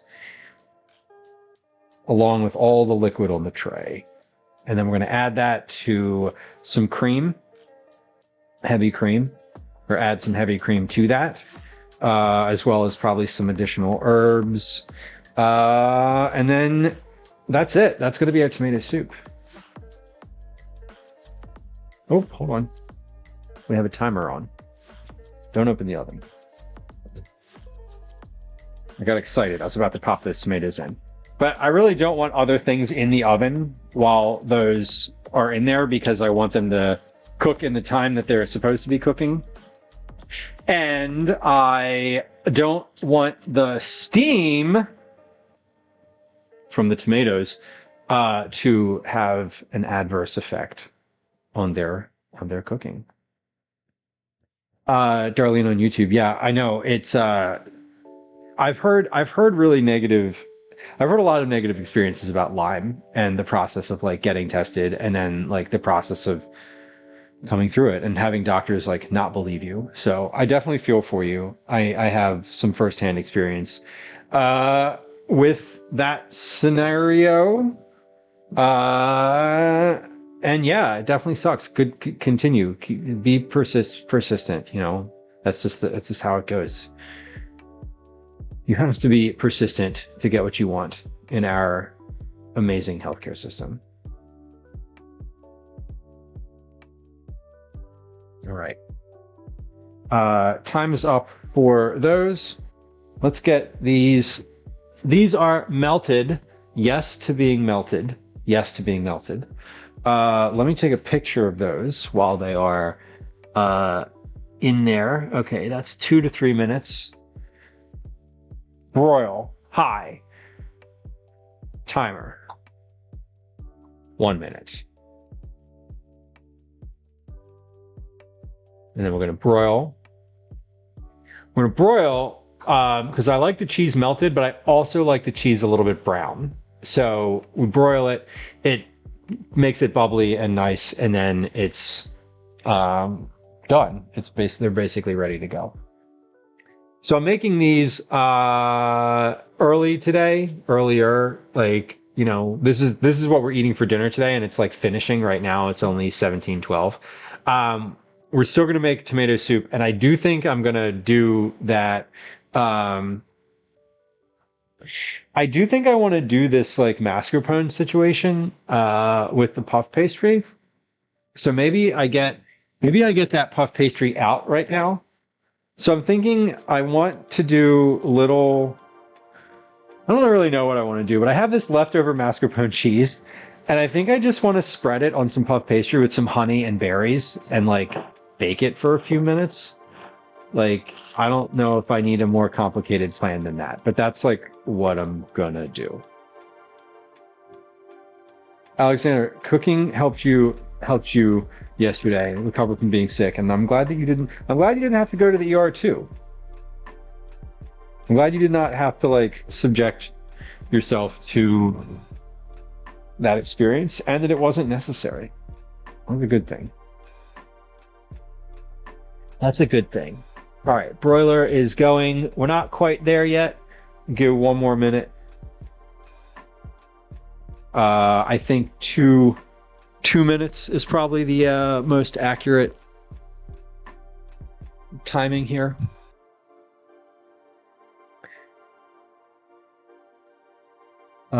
Soon as I pull those out, here's what's next. So just like a little run of show.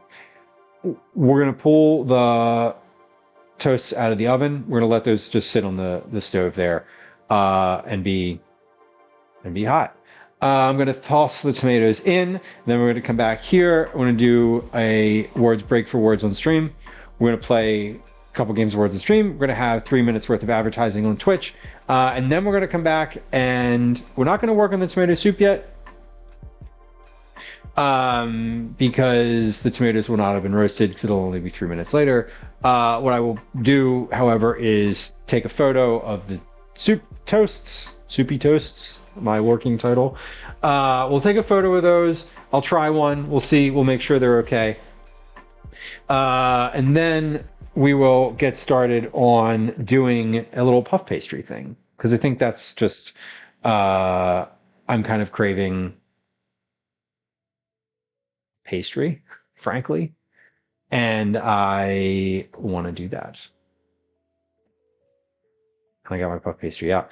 How long does this need to sit out to cool? I don't ever remember. I'm avoiding my dishes. Me too, perpetually. Perpetually avoiding the dishes. Dude Mesa, welcome in. Broccoli, I feel you. I don't eat that much rice. 32 pounds of rice would be a ton for me. I mean, not really. It would be 32 pounds, but you get my point. It would be too much. I don't eat that much rice in my diet. But I understand if you're like provisioning rations, you know? It is an easy food. Dude May said, did I say hi to you? I think I just did. I'm pretty sure I just did. If I didn't, hello. If I did, hello. Do dishes later. Agreed. Agreed. Okay. This is ready to come out. We're browned. We are looking good. Yeah. Yeah. Yeah, boy! That's what I'm talking about. Whoa, hold on. Talking about a hot sheet pan burning my finger. Damn! Okay. Sorry. I was excited and then things got real dark there for a moment. This is the end result of this recipe. So this is what these look like. Bread! Bread indeed. This is what they look like. Oh shit, we're about to have an ad. Hey! Let's take a little break. Here's some words on stream. Here's some words on stream. We're going to come back to these in just a moment. While the ad runs, we're going to let these cool down, and we'll be back in just a moment. I'm going to finish putting the dishes from the dishwasher away. I didn't get to do that. Okay. Words on stream is going. Ad is starting any moment now. Hi. Welcome to another edition of Commercials I Hate. There it is. Okay. Let's put these dishes away. These are the last ones. I put most of the dishes away last time, but I did not put the utensils away.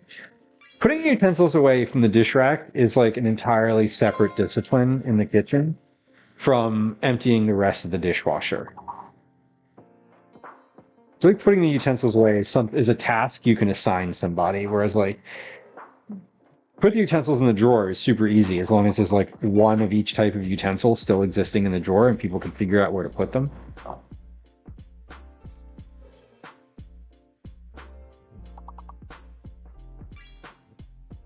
All right, I'm gonna load the dishwasher too while we're here. While I'm thinking about it.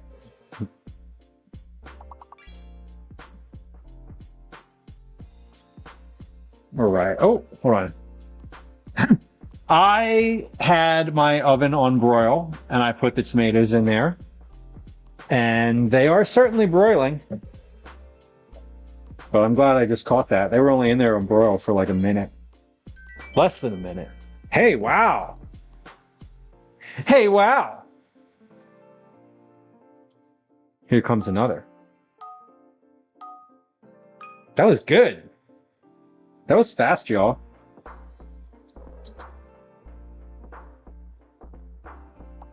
That one was a fast one.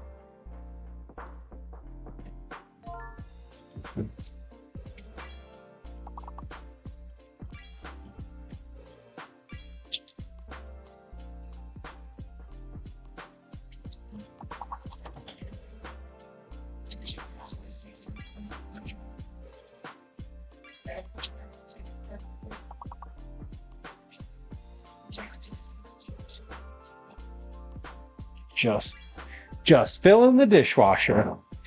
Just doing the good work in between things in the kitchen. The necessary work. You gotta cook while you clean. You gotta clean while you cook. That's just how it goes. You got to. You don't have to, but like at the end of it, gosh. It's awful finishing up a meal and then looking over and seeing all those dishes just staring at you from like hours ago.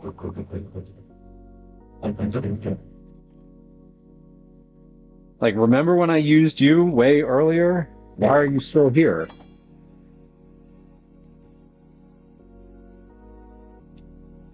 All right. Last couple guesses, y'all. If you're experiencing an ad break on Twitch, you should be back now. Thanks for your patience. I appreciate it. We don't always like the ads. If you got a good one, let me know. Probably didn't. Probably didn't, but maybe. Maybe you got something fun. All right.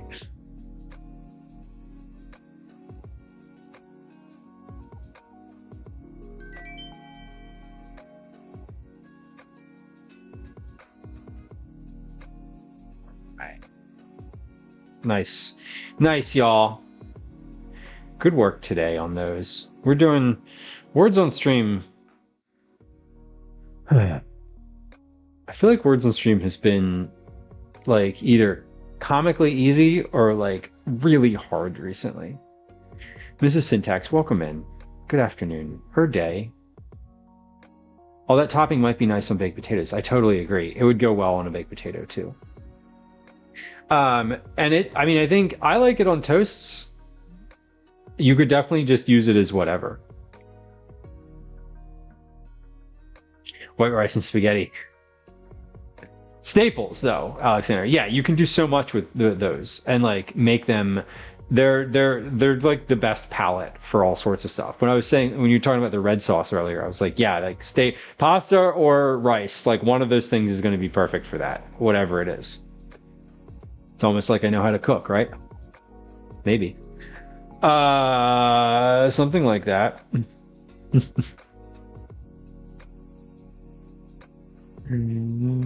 Oh my God. Crawdot, that math is exactly why people were just like, yeah, pound a person. It works out. Or maybe it doesn't. But like, it totally, yeah. Like, that's why you do the sort of the broadest generalization possible. For real. Chester Queen, thank you. What's all under all the cheese? Lots of stuff. Kiwi Mish, welcome in. Hello. Here's what these are. First off, pause. Tomatoes are in the oven. Yes. Correct. Tomatoes are roasting in the oven. Correct. All right. Tomatoes are also like bubbly and good. Okay, that's coming along. Sorry.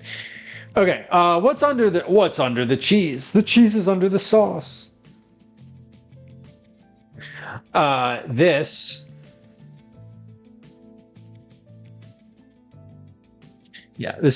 are the soup sandwiches.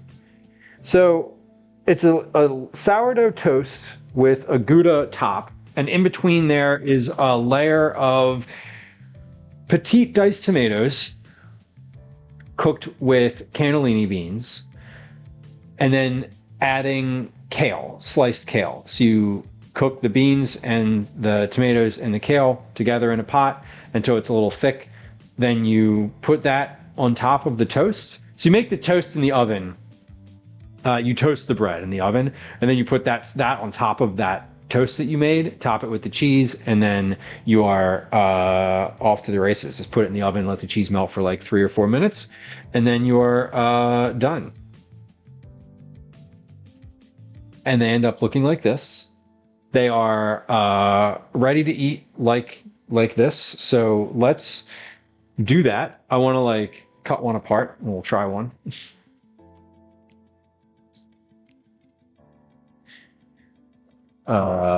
Let's use this knife.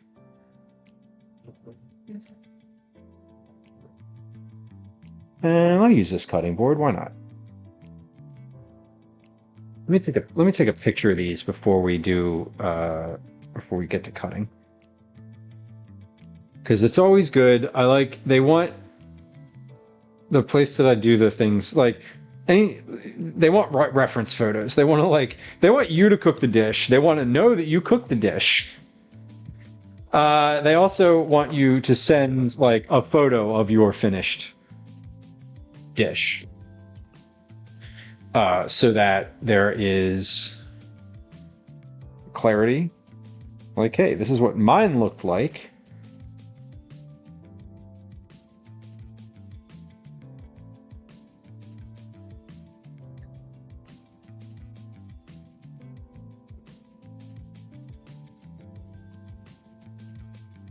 Okay.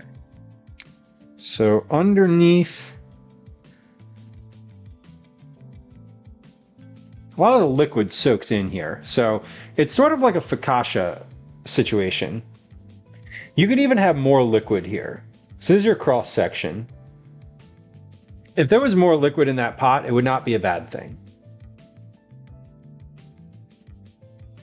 I should probably note that. Like, the liquid doesn't, like, thickening doesn't necessarily mean you want there to be no liquid. But that's it.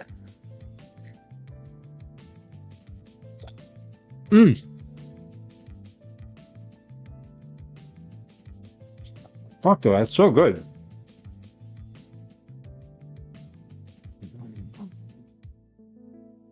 I dare say that's a real recipe. Uh, that was better than the last time I had it. That's for sure. Uh, what could be different about that?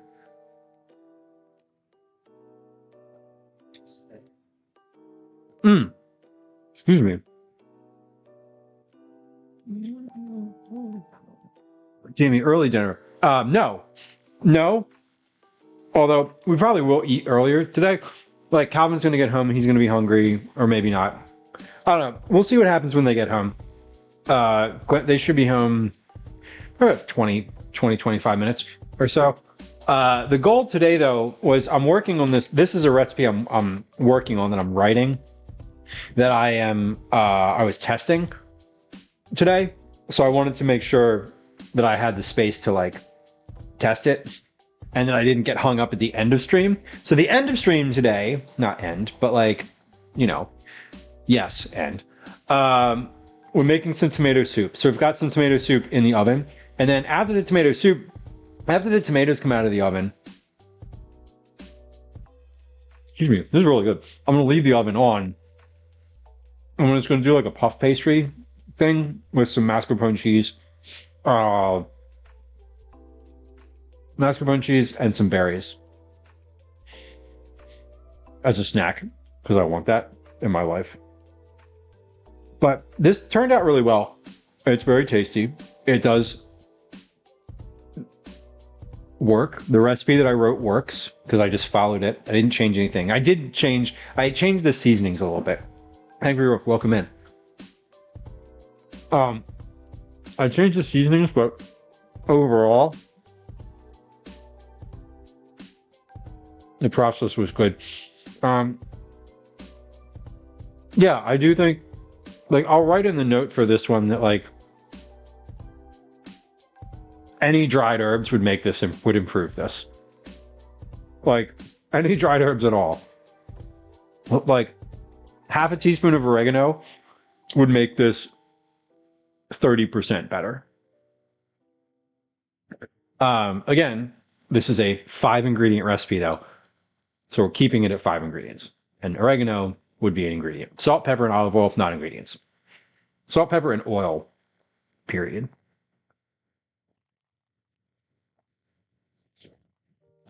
I guess I'm eating an early dinner, but I'm going to eat again later. For now, we're going to put these on the stove. I'm just going to leave those out because they're going to heat up. I'm going to heat those up again. Stewed stuff on thick toast and covered by cheese. Sounds good. I know, right? It's definitely not an original concept. This could be more liquidy. Like, that would be good. And more seasonings, but I like this. The thing that I like about this the most is the texture. Because the bottom is toasted and it's crisp and like oily. And the top was toasted. But when you put all the liquid on there, it like soaks in. And so the top of the bread now is really soft. But it's sort of like a chewy middle, right? Like the bottom is still crisp, the top is cheesy, and the middle is like soft. So it has these like good textures to it. Spicy would be good. I could see adding just like a little bit of crushed red pepper to this. Would probably be pretty nice. But that was really good. I think a serving of that is 2 pieces. So I think that's what I'll go with. So this recipe makes 5 servings. This is great. All right. It worked. The recipe I wrote worked. No changes that I didn't write down. Um,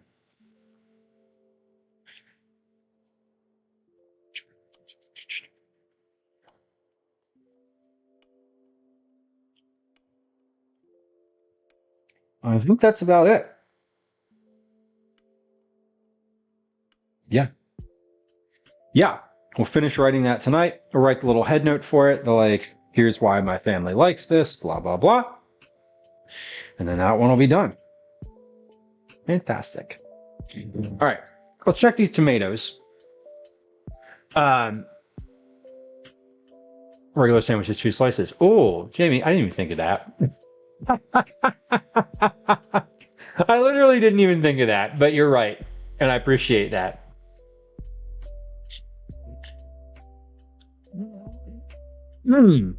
Broccoli, that's a huge success. Getting a kid to like, or getting someone to get out of their comfort zone just a little bit and try something that they didn't think that they liked, but now they do. Super satisfying. I bet you're really satisfied about having provided that experience. Campbell's isn't worth their price anymore. Campbell's is across the Campbell's company is Philly. It's right across the river in Camden, New Jersey. I've heard someone say canned tomato soup tastes like hot ketchup. Oh, that's a terrible thought. That is definitely a terrible thought. And we were just recently talking about ketchup being a smoothie, I believe. So like, we don't need to revisit that conversation, but ketchup has come up a couple times now. My kid prefers Campbell's tomato soup to homemade. The cans are classic, I got to tell you. I often get the when I get the boxed mix, I get the like Pacific's. I feel like it's Pacific Seafood, but that doesn't sound right. Pacific something or other is the name of the brand, and they have like a tomato basil soup that Calvin really likes. But I don't really care. I'm not in the market of like caring about the specific boxed soups. All right, we're gonna give these tomatoes just a few more minutes here. Most of them have burst. I mean, I can feel that they've burst from their squishability. It's really funny. The ones that haven't burst are super obvious when you like press them like this. Okay, yeah, all of these tomatoes have burst. So we're gonna give those another minute, a couple minutes in the oven here. And then the next step for these, hey, very nice. I actually saw the tomatoes. Amazing. Camden is a wonderful place to visit. Camden is next to Philadelphia.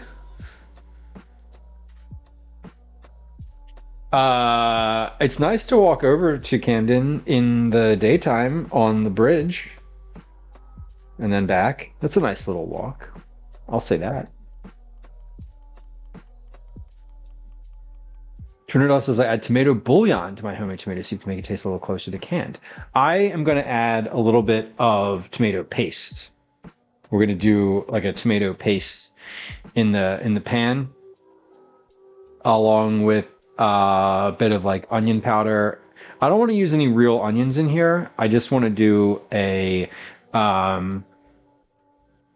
like flavoring.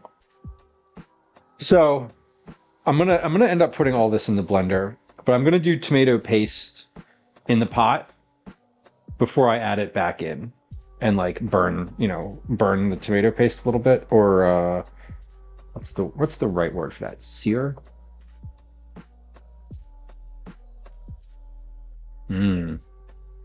Yeah, the canned soups for casseroles for sure. I also was reading something recently that people prefer that there's not, I don't want to, like, movement's not even the right word, but there's just a sentiment out there that using canned tomatoes for any like liquid form is better. Basically, like the argument was if you use like hydroponic or factory tomatoes in your like tomato soup, it's not going to be as good. If that, I think that was like the point of it. I was wondering what the odd cheese balls looking things were. Yes, these are definitely tomatoes, all like grape tomatoes. Scene, welcome in. Where I graduated from, Camden. Hell yeah. So that would be Rutgers then. They have a good reputation. Stayed in Philly, took the ferry across for a concert. Yeah. Camden's yeah, the name of the place over there has changed over the years. But yeah, the big like concert right off of Patco down there. Make your own cream of chicken soup. Yeah, hell yeah. Cream of chicken soup sounds great. Char. Yeah, char. Although I don't know if char is exactly what's happening there, but that's close enough. Broccoli in the freezer. Broccoli, yeah, I mean that's just throw it right in. Throw it right in. A little extra salt. There's something about canned cream soup that turns me off. It's probably the milk and the metal. To me, like the milk and the idea of milk inside metal. I don't know why. No parkour, just Lego club. Oh, a fireplace sounds lovely so far. Don't ever move. Just stay there. Just live there now for the next like month or two.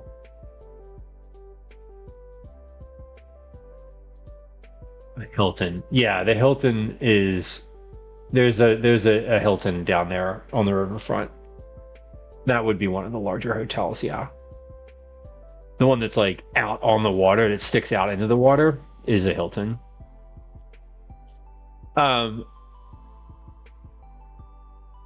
Tomatoes are in. Next thing I want to do is I want to blend them. So blend. Now, you know what I want to do? I want to thaw this puff pastry a little bit more, maybe. How do I like, can I thaw this quicker? 10 floors. That's definitely the Hilton. Yeah. Okay. Yes then. That's the one that's tall, so that makes sense. I feel like I can put puff pastry in the microwave for like a hot second or a lukewarm second and thaw it that way. That was a dad joke. You can have that one.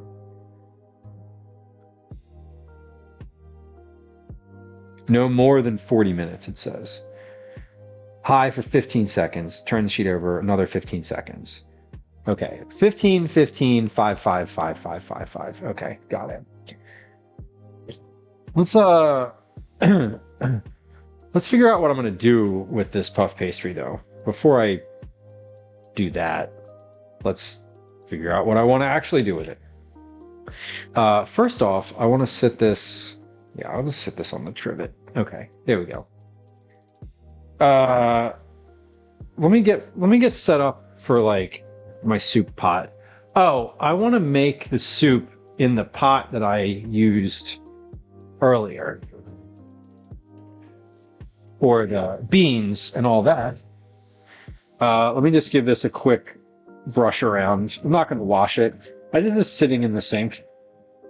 I don't think I need to wash it between those two things. I will scrub it out though, so it doesn't have like a solid in it. Okay, and then my toast I'm going to move out of the way. Over there. All right. Tomato paste need to open. And then we'll be... come on. This can opener does not want to be a help. It's supposed to be 0 on Thursday. So if I was looking at the weather for Toronto this weekend, it's like Saturday when I'd like to stream is supposed to be like -3. So it should be pretty fun. Should be fun. We'll be outside. A little warmer than -40, so I'll take it. I'll definitely take it. 24 and it feels like a heat wave.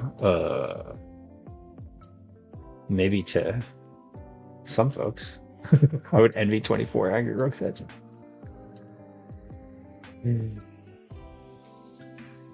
Oh yeah, Valentine's Day sale coat, Bellis. Take it. I love sales. I especially love sales for seasons, for events and holidays that are supposed to be like couples based or like, you know, buy something for your significant other. I'm like, nah, fuck that.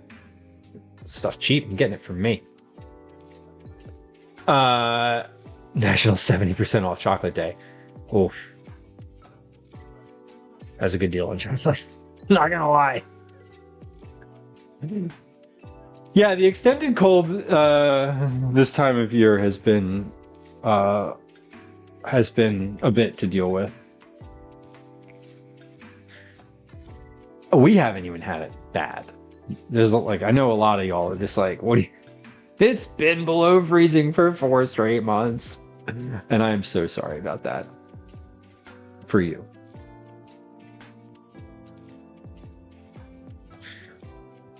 Two coats for $30 is a great deal. Even if it, like, that's a good deal for a coat. Even if they're not that great of a coat. Good job. Buy the John and Kira's chocolates the day after Valentine's. Yeah. Or go to CVS and get a case of Russell Stover chocolates for nothing.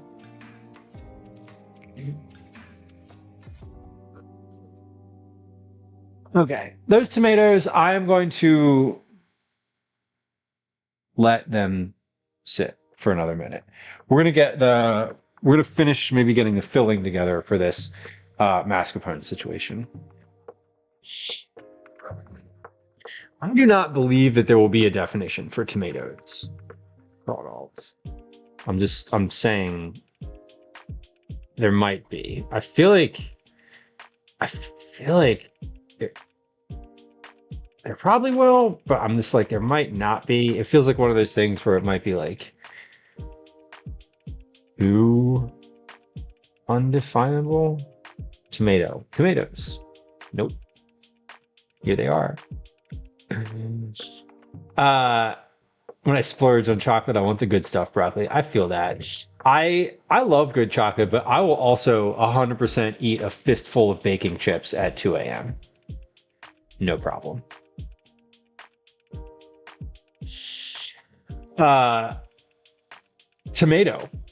Tomatillo is also in here for reference.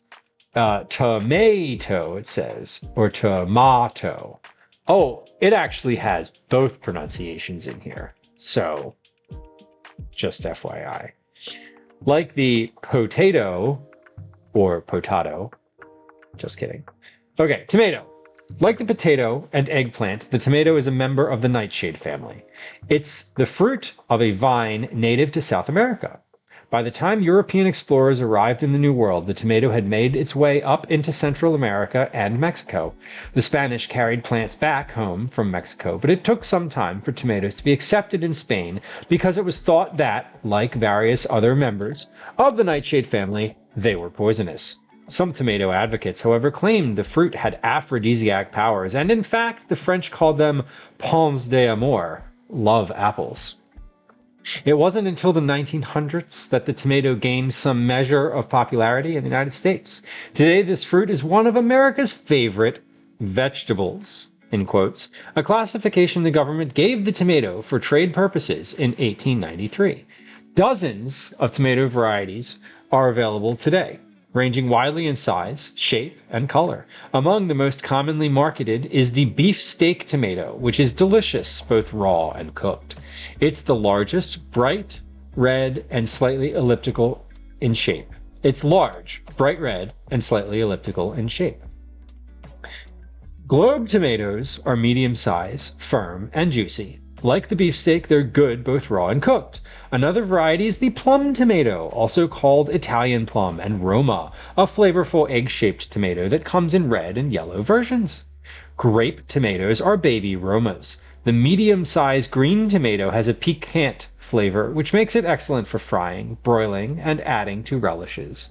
The small cherry tomato is about 1 inch in diameter and can be red or yellow-gold in color. It's very popular both for eating and as a garnish because of its bright color and excellent flavor.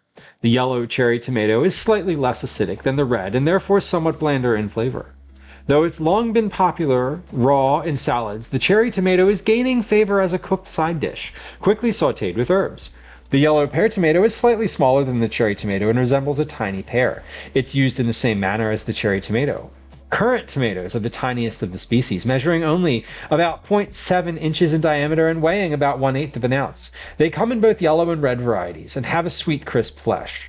Finding a niche in some produce markets are several unique-looking and extremely flavorful heirloom tomatoes. See heirloom tomatoes.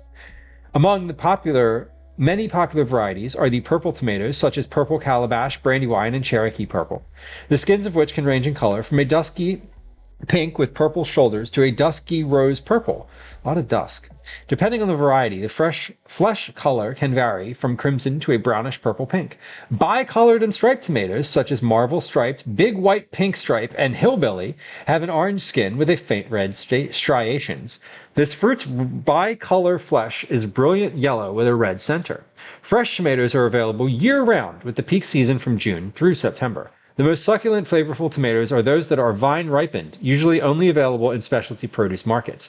Unfortunately, such tomatoes are very perishable, which is why supermarkets almost always carry tomatoes that have been picked, green, and ripened with ethylene gas or in special warming rooms. Such tomatoes will never have the texture, aroma, and taste of the vine-ripened fruit. Choose firm, well-shaped tomatoes that are noticeably fragrant and richly colored for their variety. They should be free from blemishes, heavy for their size, and give slightly to palm pressure. Ripe tomatoes should be stored at room temperature and used within a few days. They should never be refrigerated. Cold temperatures make the flesh pulpy and kill the flavor. Unripe fruit can be ripened by placing it in a pierced paper bag with an apple for several days at room temperature. 65 to 75 degrees Fahrenheit. Do not refrigerate or set in the sun. Tomato skins can be removed by blanching. Sun-dried tomatoes are, as the name indicates, dried in the sun or by other artificial methods. The result is a chewy, intensely flavored, sweet, dark red tomato. Sun-dried tomatoes are usually either packed in oil or dry packed in cellophane. The dry packed types benefit from soaking in oil or other liquid before use. Sun-dried tomatoes add their rich flavor to sauces, soups, sandwiches, salads, and myriad other dishes. Good use of the word myriad. Canned tomatoes are available in various forms, including peeled, whole, crushed, and those with herbs such as oregano and or basil added. Tomato paste, which is available in cans and tubes, consists of tomatoes that have been cooked for several hours, strained and reduced to a deep red, richly flavored concentrate. Canned tomato puree consists of tomatoes that have been cooked briefly and strained, resulting in a thick liquid. Tomato sauce is a slightly thinner tomato puree, often with seasonings and other flavorings added so that it is ready to use in various dishes or as a base flavor for other sauces. Tomatoes are rich in vitamin C and contain appreciable amounts of vitamins A and B, potassium, iron, and phosphorus. A medium tomato has about as much fiber as a slice of whole wheat bread and only about 35 calories. See also tomatillo. Well, I guess they had the definition of a tomato in the book after all. Tomatoes, lots of varieties. What did we learn? Lots of varieties. Don't freeze them. Store them on the counter. That was a lot more than I was expecting. Yeah, same. I was expecting 0. It was 3 full pages. Just a little short definition. No big deal. Did you say do not refrigerate? No, do not refrigerate. Never put your tomatoes in the fridge. They get weird. They get weird. The texture gets weird. They get mealy. That was a good one. I was not expecting that at all. I was expecting less. I was expecting a lot less than that. Okay, let's get this out of the oven. Pause. I really want to get this puff pastry in. So I'm sort of letting the tomatoes continue to ripen, but I also think I'm doing a bad thing by leaving them in there and letting them evaporate. So let's get this out. I'm just going to leave that sit on the stove back here for a few minutes because I want to get the puff pastry situation sorted out first before making the soup. Because the soup, once I start on the process of the soup, it's going to be like a process. And I want to get, the puff pastry, which is like not at all really part of today's food plan, in and baking, because it shouldn't take too long to bake in the oven. And I don't really know what the topping is going to be. So we're going to do that right now. John, enjoy your lurk. All right. I know we're going to have mascarpone cheese, because that was literally the thing that I was like, I want to use this up. I've got that much. Hard to tell with the contrast, but that's about a little more than half of this container. Broccoli, thank you for the bits. I appreciate you. I'm going to add on top of that. Let's see. We got these berries in here. Let's put those on there. And I think that's probably about it. I'll add a little bit of honey to it. The mascarpone, what I'm going to do with this is just like whip this in a bowl for a few minutes and like fluff it up a little bit. Right? That's about all. That's about all I really need to do with it. I have this because I made all that tiramisu recently. Pasteurized cream and milk, citric acid. When I cook this on the pastry, I don't know what it's gonna do. I'm literally just like, I'm literally just gonna take this cheese and spread it on a puff pastry, put some fruit on top of it, and hope that it works, and hope that it tastes fine and not completely awful at the end. So that's just a little about the next steps here. I don't have any plan, and I've never cooked with mascarpone. I know that this whipped with like berries in it is really good. So I'm going off of that and the fact that I like cheese danishes. So we'll see. Some jam on top of it. Oh, let's see what we have in that regard. Do we even have any jam of a useful variety? No. What is this? No. I don't even know what that is. Not there. See, like, I feel like we do. I feel like Calvin made a sandwich at some point and maybe moved it, or maybe he finished it. Oh, here we go.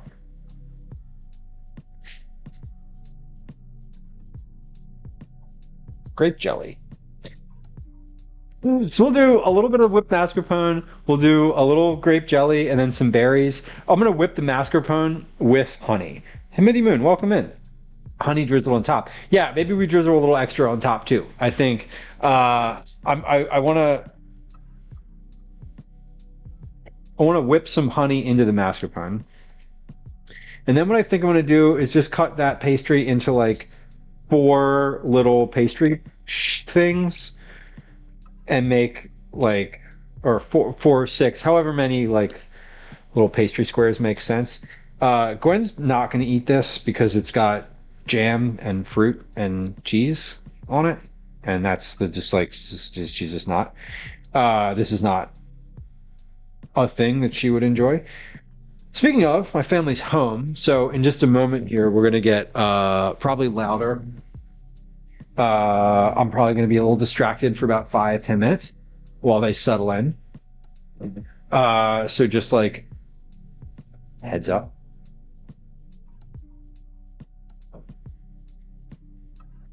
Go for cheese Danish with fresh fig, totally. I could go for cheese Danish all the time.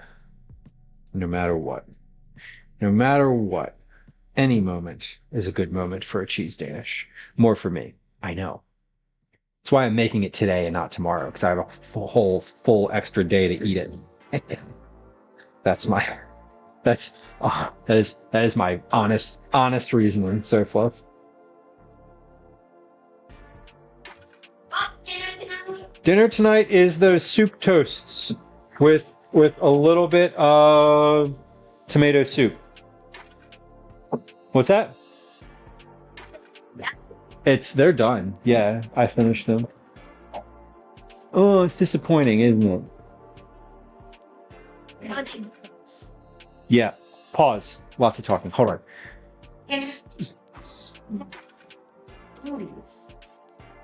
No. Soup is not finished yet. The sandwich portions are finished. Gwen, if you want to eat something right now, you can have one of these. Yeah, I think I want. You want some in between? Okay. Okay. Yeah, that's fine. That's what I was planning on. I'm planning on serving it to you with soup that I haven't made yet. So, Wait, no. yeah. Okay. I'll eat it with. I mean, can I do both? Like, Do you want a little bit right now? Yes. fashion still. Yeah. Did you not eat yet? No. Okay, then yeah, hold on. Okay. God damn. Coming in like coming in with like a. Yeah, coming in like a wreck. No. Bit? Here. My God.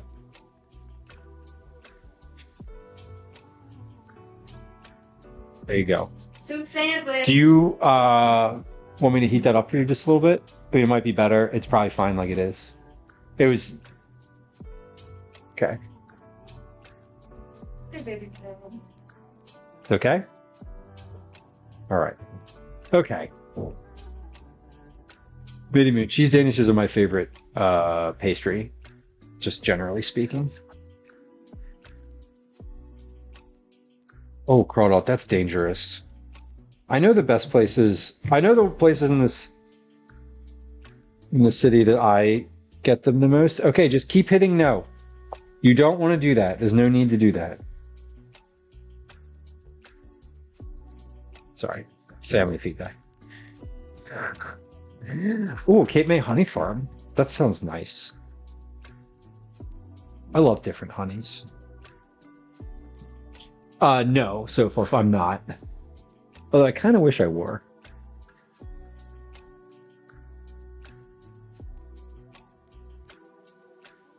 Okay, that's good. I'm gonna add just like a pinch of salt to it.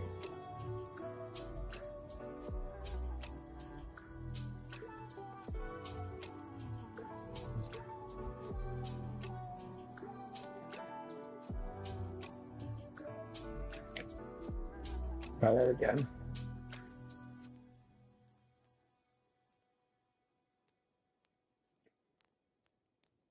Just one more pitch.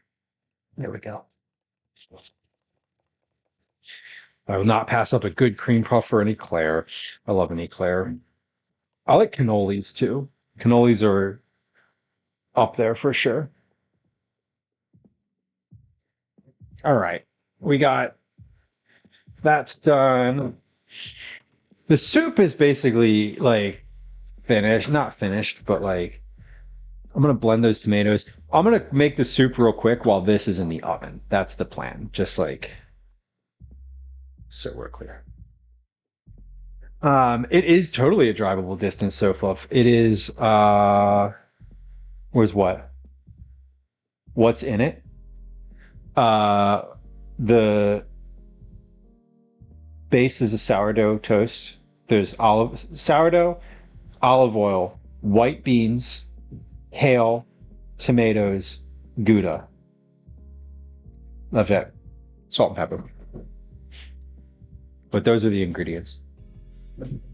Yeah, the flight to Toronto is an hour and 20 some minutes. The drive is like 8 hours. It's not terrible. I think if you can avoid it, it's better to fly. And I definitely don't need a car while I'm there. So I'm not like, yeah, I'm not using a car at all. So there's no real need. Yeah, I don't have a need for a car. So if I was up there doing things outside of the city, or I had plans that were like outside, of the area where I am, I would probably want to drive. Driving feels safer these days. I heard about the wild flight at the Toronto, the wild like landing. And I'm like checking the wind forecasts for when I'm traveling, you know. The 6 hours. It's a 6 hour flight. Yeah, I mean, from here where I am in Philly, the actual flight, the actual distance, like in the air, is basically the same as driving to Boston. So it's not bad. And traffic-wise, if you were to make that drive, it's about the same amount of time, too. So it's not bad. The first time I ever made pot au choux, it was like, is it supposed to climb the sides of the pot like this? Yes. Yes, it is. Fun fact. Okay. Speaking of fun facts, things about puff pastry that you should know. When you slice it, you should use the sharpest knife that you can, and you should try not to saw it. You should try to get through it cleanly, because if you make the edges, if you compress the edges too much, it won't rise around the edge. It won't puff. It won't do the thing that it's named for. And you want it to do that thing. You sure do. So I am just going to cut this, like I said, into 6 little pieces. 6 little pieces.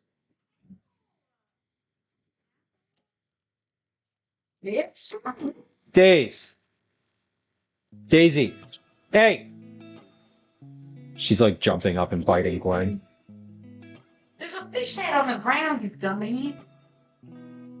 She's do you want to give her that treat on stream?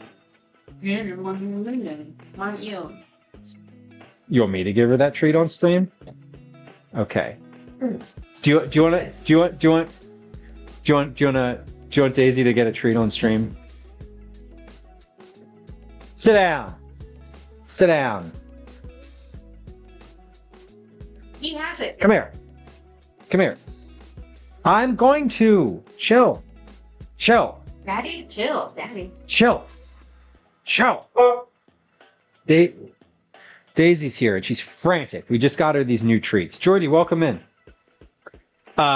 Here she is. Daisy. Daisy, here. Daisy. Come around here. Come on, over here. Over here. Come here. No, now you stay. I'm gonna move here, and now people can see you. Here's Daisy's brand new type of treat. Let's take a look at this. Nope. You wait. That is a fish. That is a tiny, crispy fish. And the dog is nuts for it. Wait. Easy. Good girl.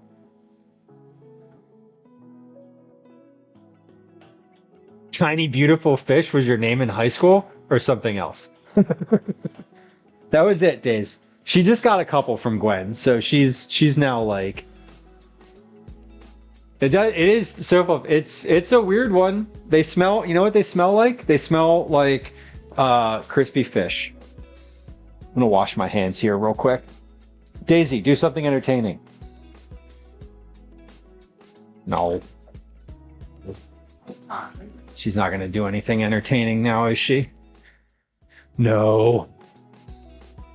Sparky Crows, welcome. Oi, oi. Hello. How do you say hello to a punk? How do you say hello to an old punk person? Oi, oi, oi. That's a terrible joke. That didn't make any sense. Velos got that, but maybe no one else did. Okay. We have. I don't like the smell of fish. Those were weird. I saw them at the store. Here's what had happened. I was at the store with Gwen, just the two of us. Sparky Crows. I did not mean to make light or offend you. By the way. Yeah. Well, I was thinking about like what genre, like when that term came up. My first experience was probably through the punk music scene of some variety, which encapsulates emo and metal. I would say. Welcome in.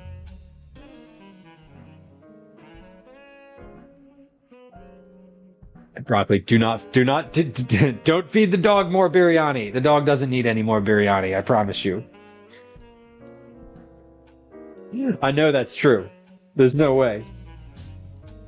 All right, we're gonna get a little spatula and put this on the pastry here. I don't know like what's a good amount. Again, these may be a complete failure. And if they are, you know what? That's cool too. I don't really care. I don't have any pride wrapped up in this. We're gonna add this mascarpone. Although I will say, if this turns out to be really good, I will 100% take credit for that. So, having known it all along, of course. Of course. Football training earlier. I feel like the football you're referencing is probably the understanding that the rest of the world has about football. I am from the United States, and so I grew up with the understanding of football very differently. But I feel like I'm trying to do the work here. My kid calls it American football, so I like that. Because he likes to be disagreeable, just like his old man. All right, we're just gonna spread this on here. And again, I don't want to press this down. I didn't do anything to this puff pastry other than get it out of the packaging, let it thaw, and cut it with a very sharp knife. I'm gonna try to avoid getting stuff right up to the edge because I want the edge to rise, like sort of around this. And if I put too much heavy stuff on the edge, it won't do that. So we're gonna try to not have that happen. All right, this is good. This is mascarpone with a bit of honey in it. Nothing more. Nothing more.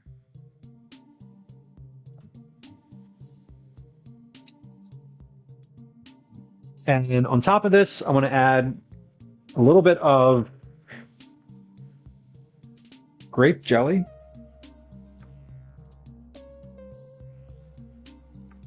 It's like I'll put a little dollop on top, and then I'm just going to smear it with the back of the spoon when I'm finished with each of these. Roughly a little less than a tablespoon, maybe. Yeah, I'm just going to kind of smear that. I don't need that to be perfectly spread out, but I don't want it to be in a big chunk. That's all. Fork would have been better for this, but that's not what I'm using. And even though I'm not even halfway through yet, I'm not going to switch. We're going to ride the utensil that brought you.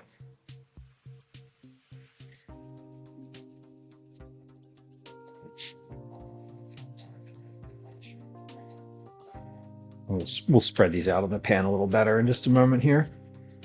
And then I'm going to put just a couple like pieces of blackberry and raspberry on top of here. I'm not going to cut them up or anything. I'm just going to put cut like 2 or 3 pieces on each of these little pastries. And that's it.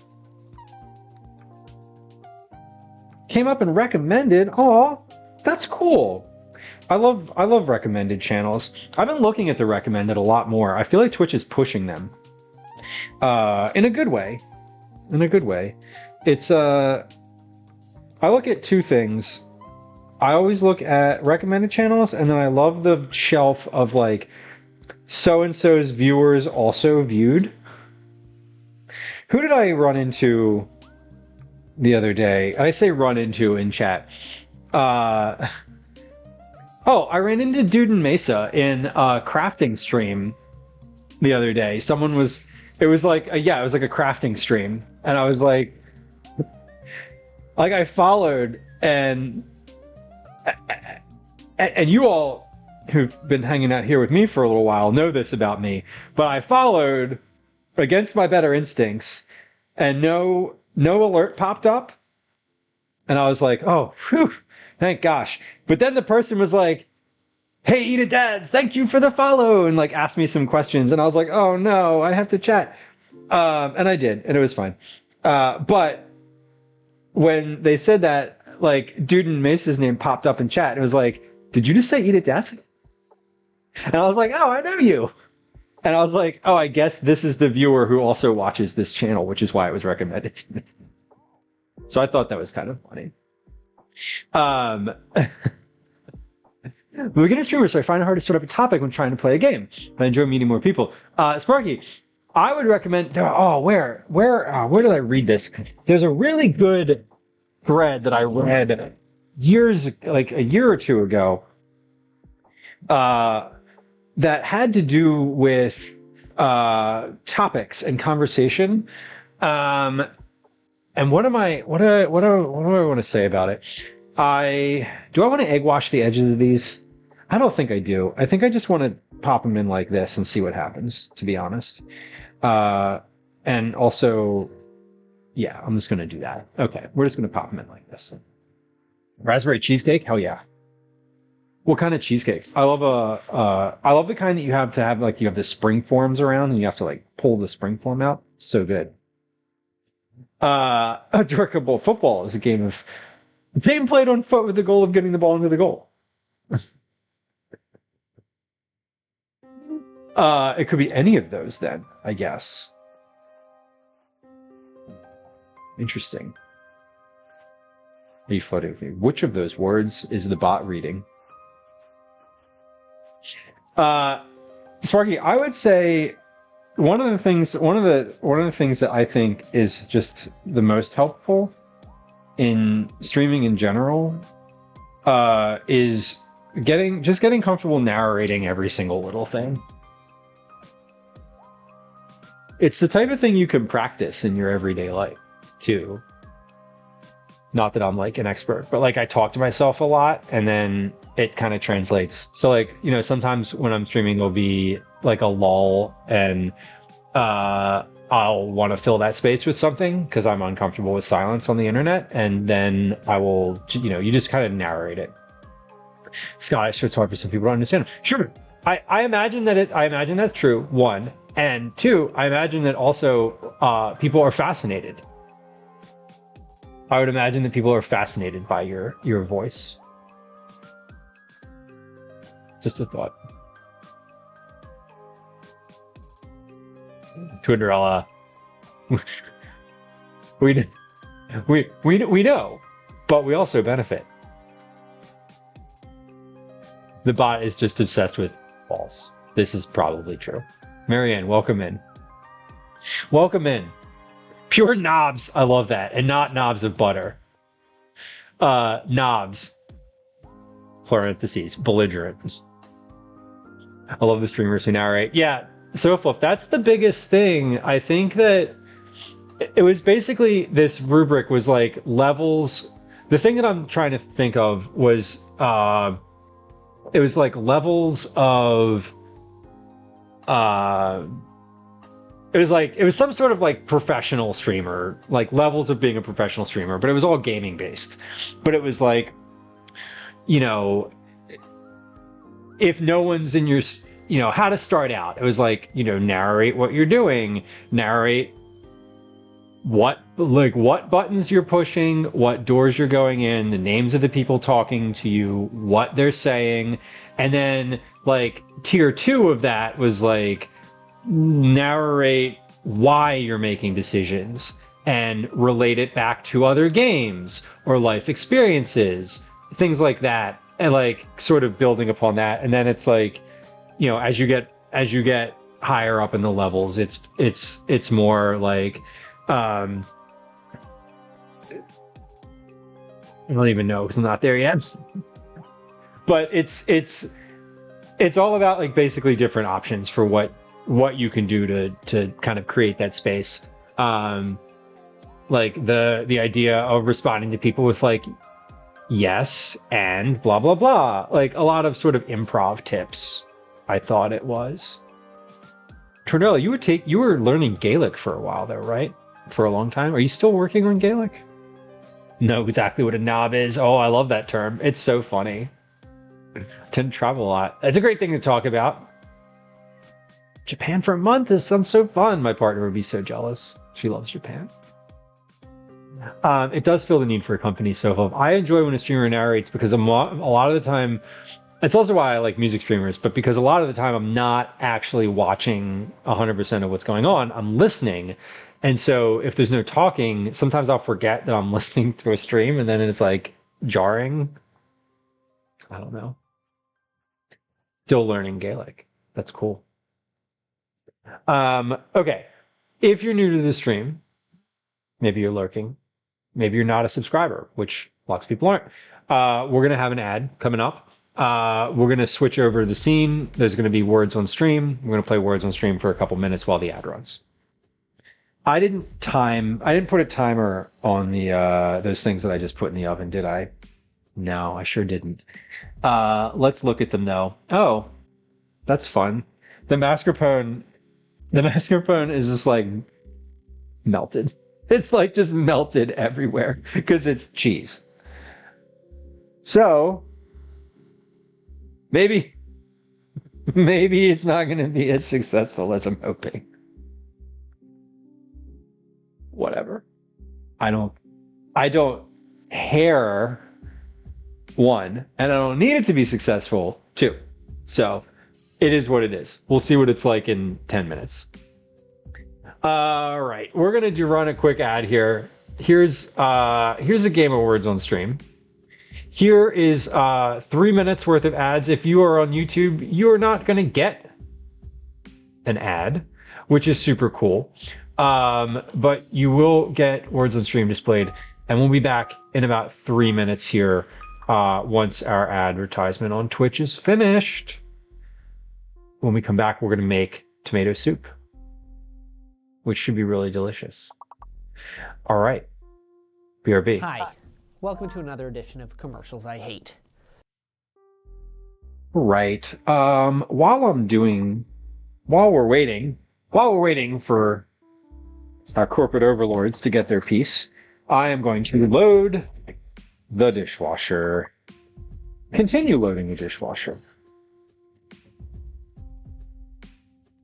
with everything that can be in the dishwasher. From the sink.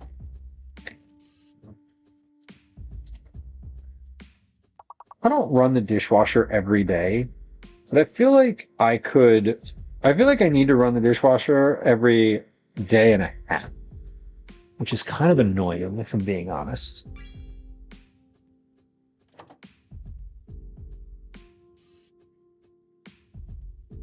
I wonder if I could.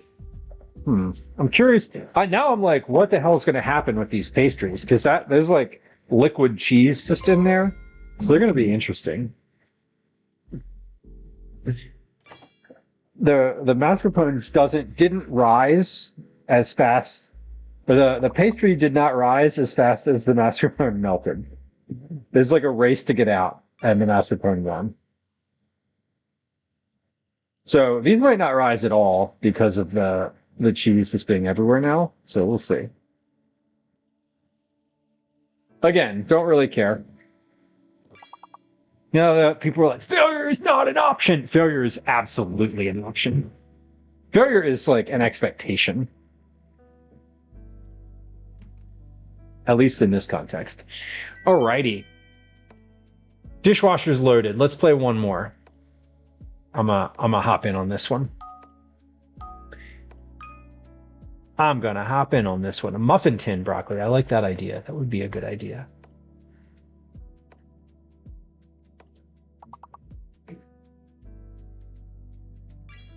Yay, I got one.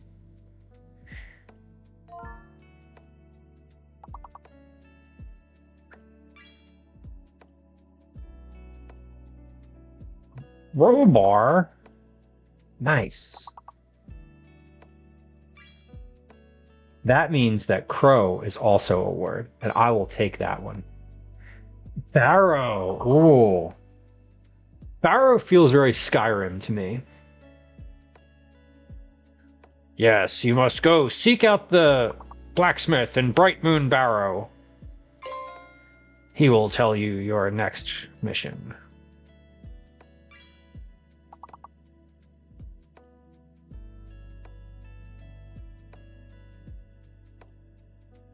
Hey, if you were experiencing an ad break on Twitch, welcome back. Thank you for your patience. I appreciate it.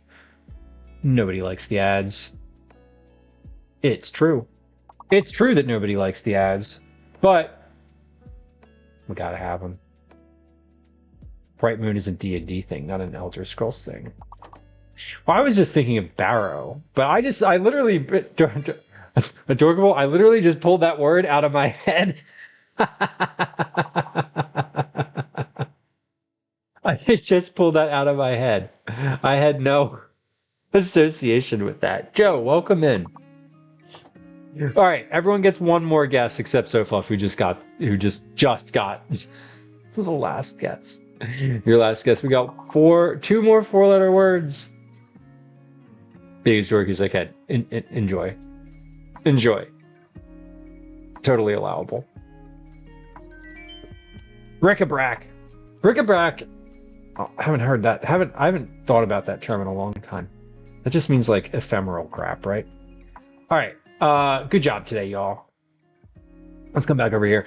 Let's make some tomato soup. This should be relatively easy. I say with gross confidence. Let's put this in. Whoop, hold on. First off, let's not hurt myself here. We're going to put these tomatoes in a blender. Sparky, it's 11 p.m. It is, for me, it is 18:24. That's 6:24 p.m. in Eastern Standard Time, which is where I am. I'm in Philadelphia. I'm in Philadelphia.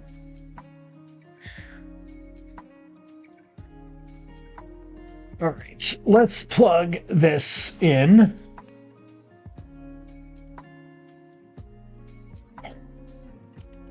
Power's on. There's a couple of haunted places to go in the U.S. There sure are. The one in Philadelphia is. There's several. Eastern State Penitentiary is the one that a lot of people think of when they think about like haunted places. At least in the terms of this city. It's a lot. It is. Ephemera is a good word. I love a good word. It really is a good word. Okay. Tomatoes. These are roasted tomatoes that have been cooled a little bit. They're cool. They're cool enough to put in the blender, I'll tell you that. And even if they were hot, which they're not, this blender would be fine.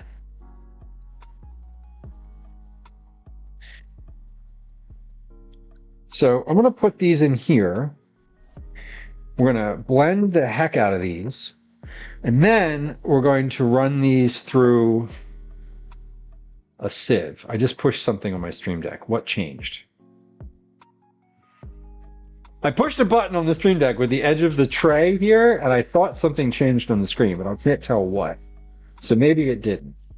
Maybe I'm just Parrot. Okay. Good. Roasted tomatoes with juices.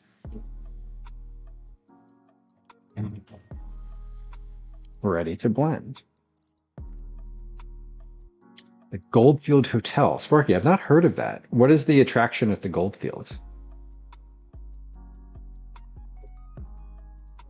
Oh no, everything's negative. That would be really confusing. I had a test. I was testing the retro plugin.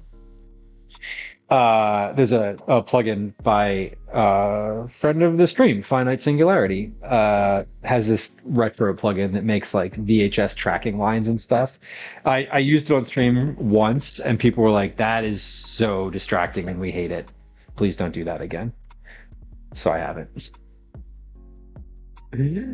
Oh, so fluff, lucky you. Nobody wants to leave Lego Club, honestly, though. Eastern State, yes, yeah, broccoli. That's definitely the one. All right, we're gonna hit this. We're gonna hit this blender.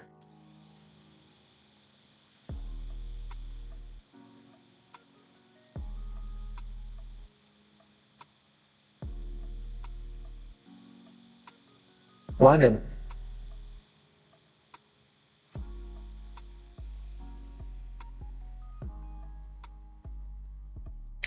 All right. Let's take a look in here. Oh, that smells so good. It smelled really good before, but now it smells great. Sparky, you did 5 years. You went to school for 5 years for cooking? That's fun. I'm always open to tips. This is not a we don't do a no backseating stream here. It's more like make your suggestions mindfully stream. And don't be offended if I don't take them. So, FYI, if you know things about things, feel free to share those things with myself / everyone. Yeah, Eastern State was intense. I messaged them to maybe do a live stream there, and they were like, no. Absolutely not. They don't let people in. There's no videos. You're not even really allowed to have your phone in there. They're really tightly. They try to really tightly control the media and all the info that's put out into the world about them, which is fair. They basically, when I spoke to the person, they were basically like, look. Like we want people to promote, we want people to come here, but what happens is people come here and they make these it's like shock and awe, and they're just like, we don't want to be that. Like we don't want people to make light of like what happened here, sort of. We want the history to be told appropriately, and we want to control that as much as possible. So they were basically like, respectfully, no, you're not allowed to live stream here. And I was like, okay, fair enough. I'd rather not be on the chef's side. Lots of folks would rather not be in the front of the house. So we're all allowed. All right, let's blend this a little bit more.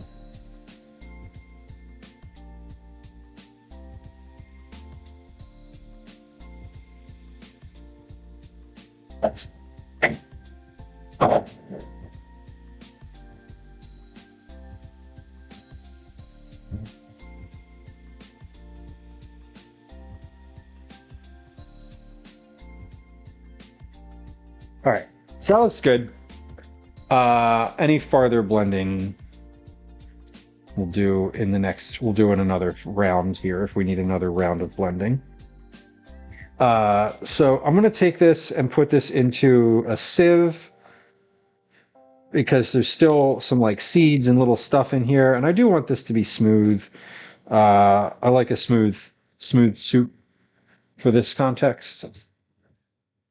So I do want to blend it. And then we're going to add some cream and a little bit of vegetable stock, most likely, just to bulk it up. And then we'll I'll heat that on the stove. How are these puff pastries? Well, they're puffed. They're puffed and sort of puffed. I'm gonna give those another minute or two. They're almost done. I mean, they're almost like puffed to the point where they're like golden. So that's really like as far as they're gonna go.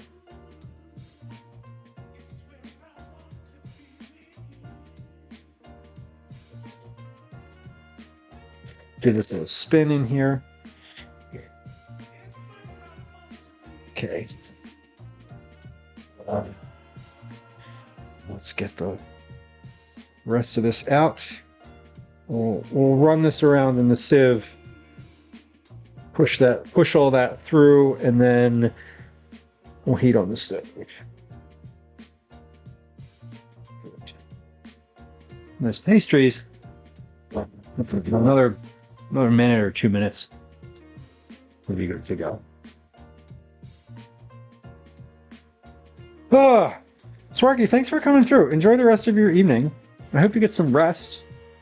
Welcome to come through anytime. We're here several days a week from about 4 p.m. until about 7 p.m. Eastern Time. And occasionally other times. Tomorrow we'll be online during the daytime. Tomorrow's a daytime stream. We'll be online at 3:30 p.m. your time.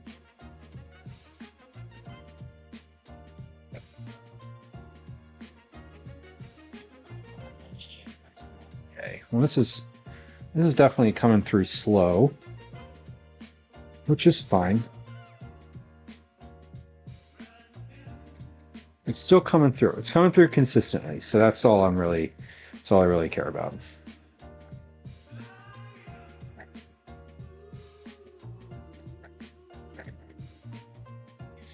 So we're going to add to this. What are we going to add to this? Like I said, some half and half or heavy cream. I forget which one. Whichever one is open in the fridge. Maybe both, honestly. We might get both. I'm going to add that and some vegetable stock. I don't think I want to add any more. Definitely no more solids to this. I was thinking like herbs, but no. Might add a little bit of chili powder to it so that it has some, just like a touch of heat to it. Maybe.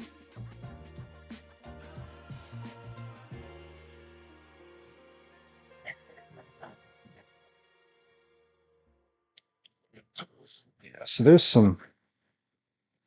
We're slowing down here. I've still got some solids like left in here. There's like a good bit of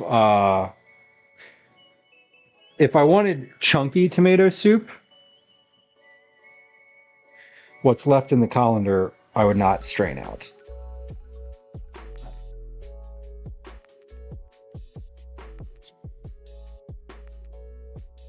But I kind of want smooth tomato soup today. Last time I made chunky tomato soup, Calvin did not like it. He sort of rejected it.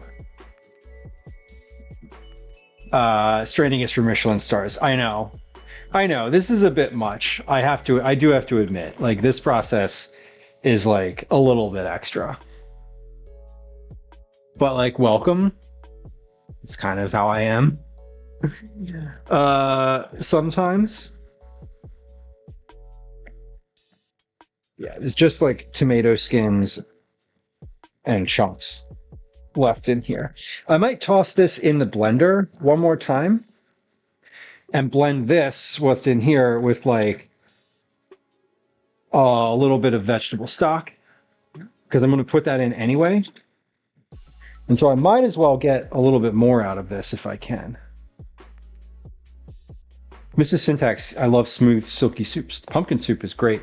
Yeah, sometimes I don't like soups. I don't always love soups that are like small chunks. I like soups that are like large chunks, like your like a vegetable soup, you know, where like chunks are expected. Tomato soup, I always prefer smooth if possible.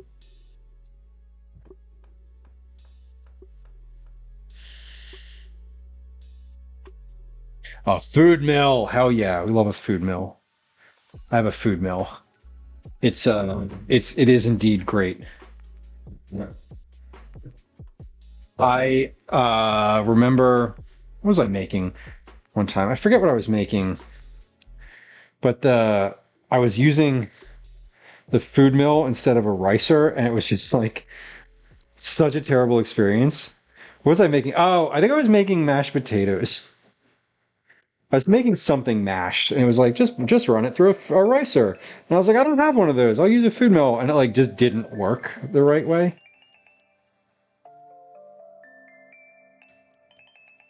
Okay, we are gonna pop this into the blender now. Like I said, just a little bit of vegetable broth, and we'll get that. We'll get that blended a little. We'll get that blended in a little bit more. Not a ton else is going to come out of that, but if I'm going to use the vegetable broth anyway, I might as well rinse the blender out with it, right? Proper chunky or blended smooth. Yeah, I don't want like little chunks of stuff. I don't want like little residual stuff. Totally. This will not take very long. I like that. Welcome in.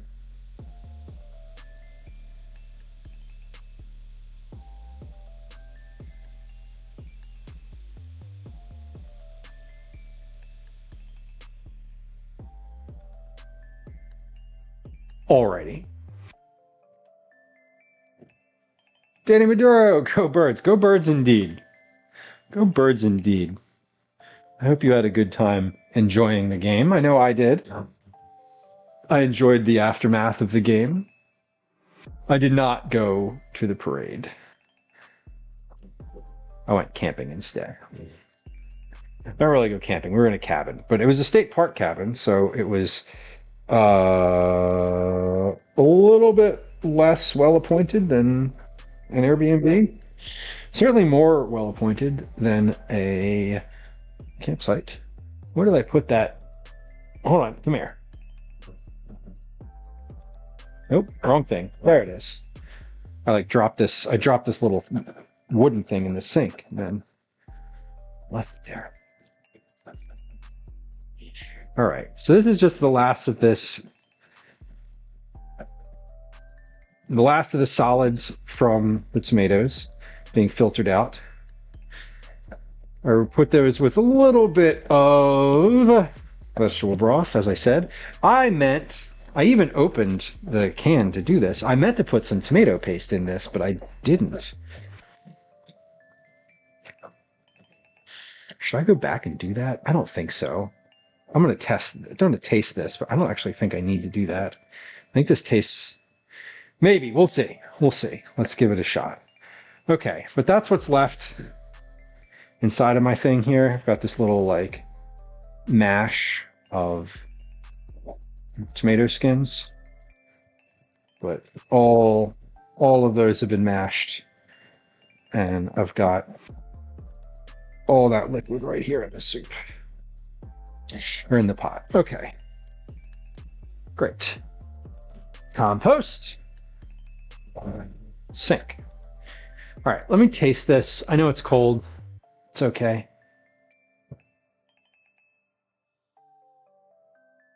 If it wasn't for camping, would you have gone to the parade? No. No, my excitement for football season is over. I am back to not caring. I definitely didn't need to go to the parade to reap the benefits of the Eagles having won as a, reap the benefits that I will reap as a citizen of Philadelphia. I did not need to go to the parade. I didn't have any real interest in it. I think it would be fun, but I also was like, it's going to be 1 million people out here. not necessary. All right, that needs salt. That needs salt. That needs pepper.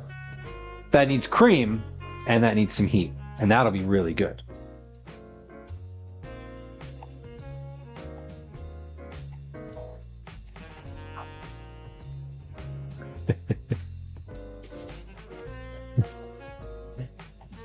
Mad you forgot to get cream in your grocery order.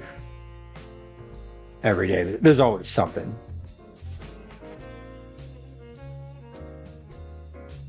Congrats on the podcast, though, Otto. That's nice.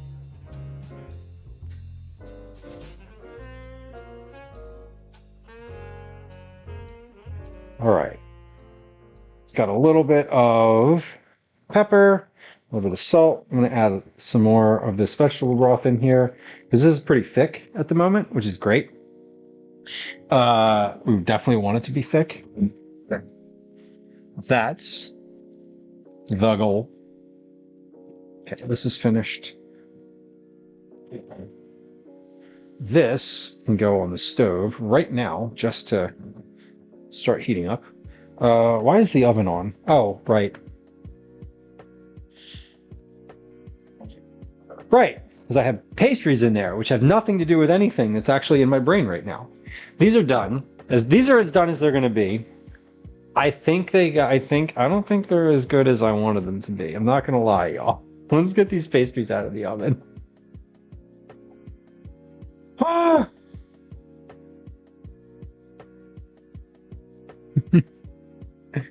Broccoli, what are you hung up on? What's hung up in moderation? What is hanging? Did you have a message that like didn't go through? Yeah, that explains it. That explains basically all of it. Well, here it is. Here they are. The cheese is a little burnt. The pastry looks good.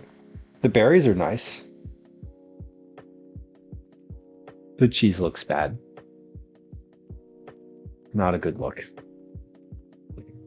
But you know what? Here's what we can do. Here's what I'm gonna do. One, I'm gonna take this blender and put it away. Because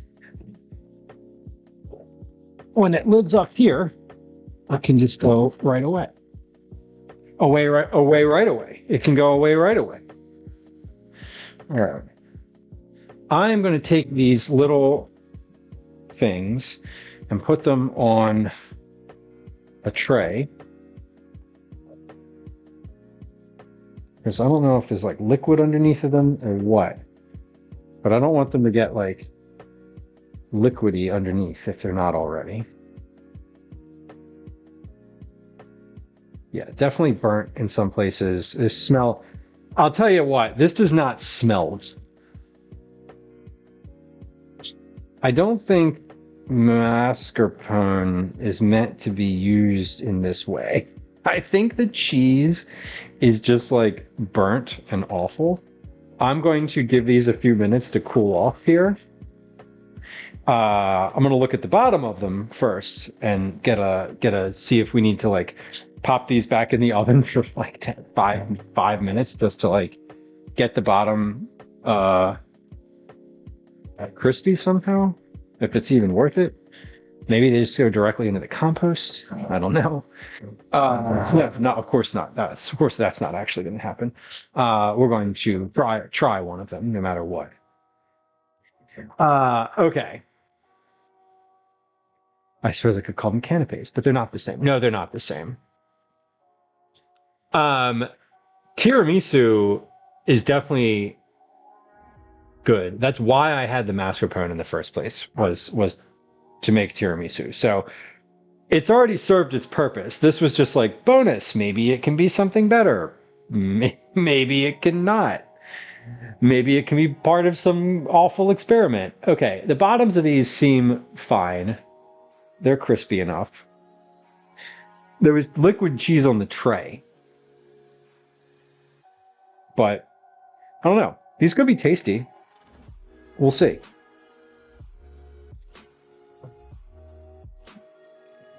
All right, soup is coming along. I'm gonna add my milk I'm gonna add my creamer in here in a moment or two. I don't need it to be added right now. It's still heating up for not the first time, but the initial heat up of all the combined ingredients on the stove. It's smelling good, and I'll tell you what, it's looking like tomato soup, which is not very hard to achieve because tomato soup is basically just tomatoes, and that's really all that's in there. All right, let's wrap up this tomato paste that I said I was going to use, didn't use, thought I might use, but then decided not to ultimately. I know, it was a roller coaster of decision making, truly. All right, we have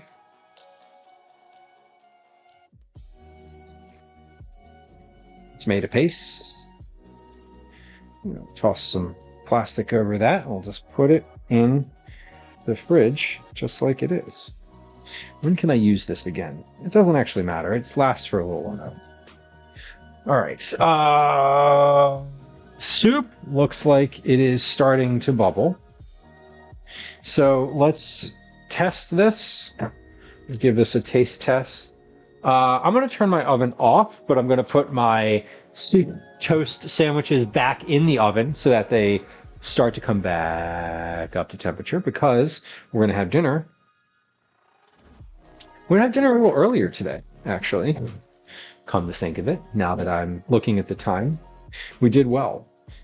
We did really well with our timing today. And I'm glad I got to actually test a recipe without having the end of it be important, because like my family's at the table waiting for dinner. So that was much success. We're going to do the same thing tomorrow. We're going to do a recipe test again tomorrow. Or not a recipe test. We're not testing tomorrow. We're starting to write a recipe tomorrow. So we're going to make something tomorrow and take notes as it gets made, so I can write the recipe, so I can then make it a second time next week and have it be an actual process to follow instead of just something in my head. All right. So that is looking delish. Let's try it.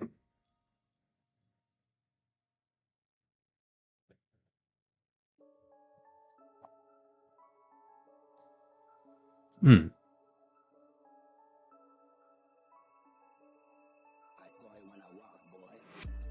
does that need?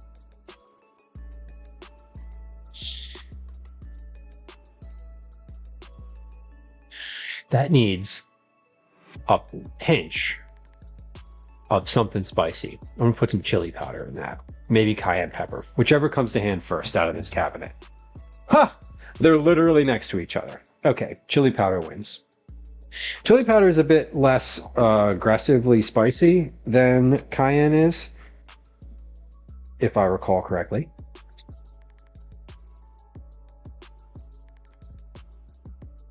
I do recall correctly.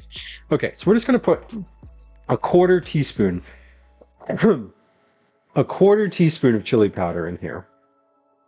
Really, not a whole ton, because I'm also going to add some milk to this. So we'll try it first. We're going to add some cream, heavy cream. We'll try it. If we need to add more, we will. I don't know if we'll need to add more though. This was a nice little amount. I'm also going to toss just another little tap of garlic powder in there. I was going to put some oregano in there, but I don't want to do that because that's going to be like little chunks. We're gonna end up having like little pieces in there, and I don't want that. All right, so we're gonna use heavy whipping cream for this one. I'm just gonna add in, it's about a quarter cup. It's about a half cup.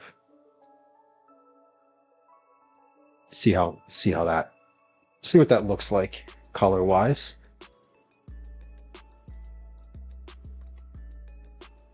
I think I'm just going to add the rest of that in there because there's not a lot left in that container. And why not? There's like not a lot left in the container. So, I mean, I might as well just add it because I'm not going to use it for something else. And then it will go bad and I'll feel bad about not having used it. So, all right. Excuse me. We're going to let this come back to temp for a second or two and try it again. At which time it will probably be finished and ready for dinner. Let's see.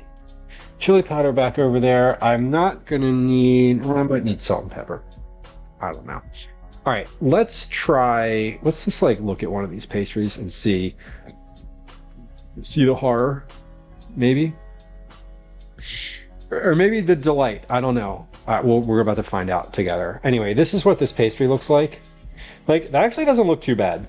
It cooled down a little bit.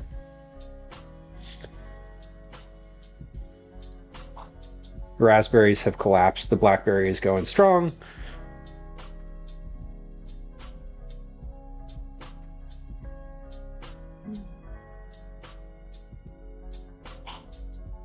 So I cut this in half. Let's just get like a, see if we can get like a cross section scenario. Yeah, I mean, didn't rise at all in the middle. Rose on the edges, normal. Now, what does that taste like? It's nutty.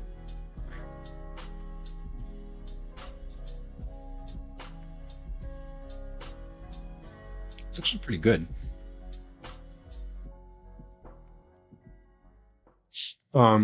I like the flavor of it. The mascarpone, like, separated though, is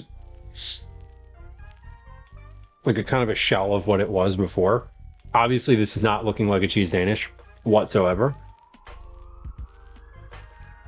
I made no attempt to make it like a cheese Danish. I just spread cheese on a piece of puff pastry, crossed my fingers, and put it in the oven. And we got what we got. We got what we should have expected based on those actions. But this isn't bad. I'm going to eat 3 of these.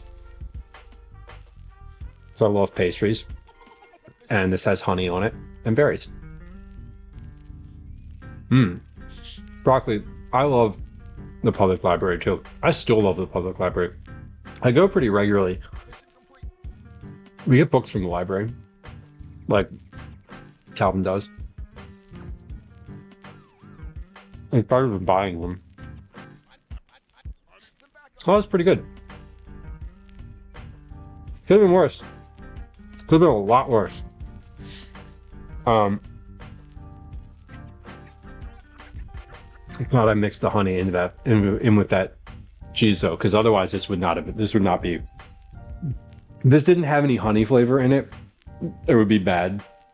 The honey like saves every aspect of that. All right. Well, we're about boiling here, so let's bring that temperature. Let's bring that down, shall we? And I'm going to give this a try. It should be good, but on the off chance it needs a bunch of stuff, let's give it a shot. I don't need a pot holder for this pot. That's right. All right.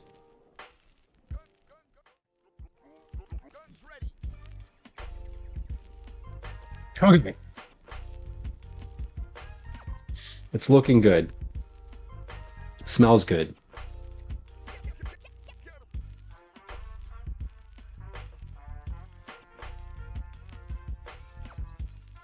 Is hot. Yeah, that's good. It's I think that it's interesting. The tomato soup that I make just definitely has like doesn't have sugar in it. I looked up ingredients, not looked up. I took a picture of the list of the ingredients on the what brand was this? Pacific Foods. I took a list of the ingredient label. This was just their regular like tomato soup. Number one ingredient was reduced fat milk, then water, then tomato paste, then sugar. Cane sugar. So milk, tomato paste, sugar.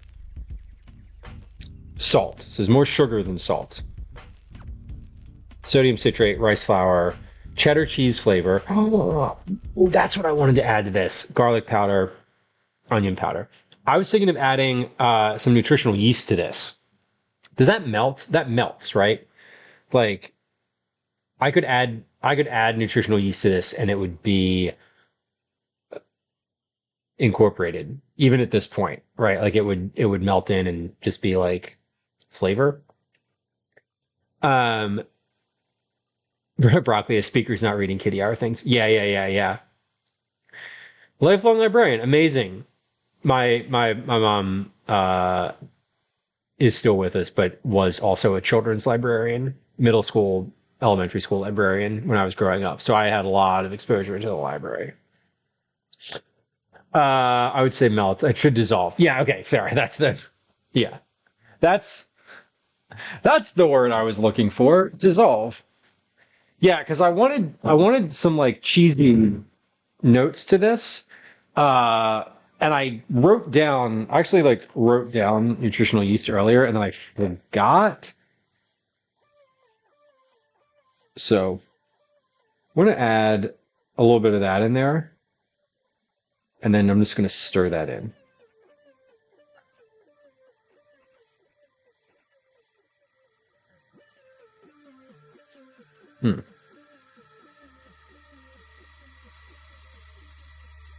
Just a little bit. Not a ton. I just want is there cheese in there? That's all. Just like a little teeny tiny note.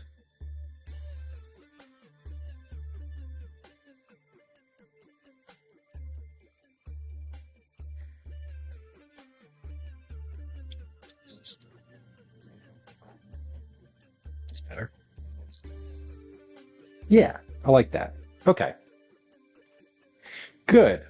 We are ready to go. Let me get me a bowl of soup, a sandwich. I want to put a plate together for myself here. We'll take a photo of it, and then we'll try it all together.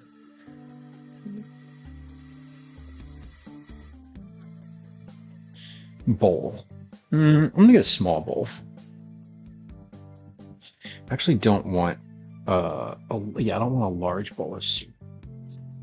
Wilma, welcome in. Hey, that's 100 check-ins. Congratulations. What a big day. We had a big check-in day. We had a 100th check-in today and a 200th check-in today. That's impressive. I love it.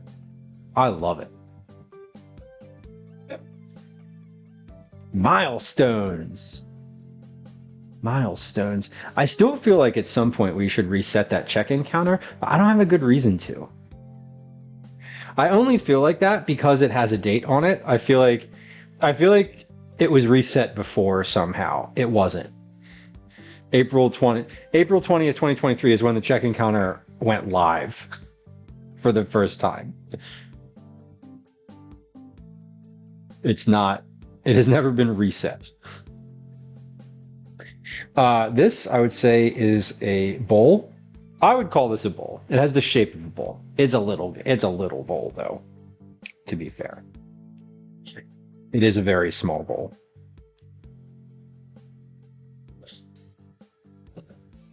It's a small serving bowl. It's an ice cream. It's for ice cream. It's for side salads, like pasta salad, potato salad would go in there.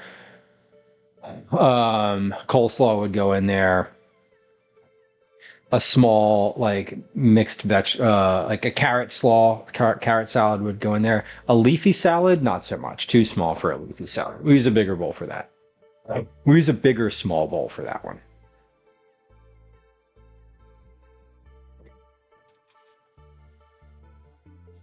Okay.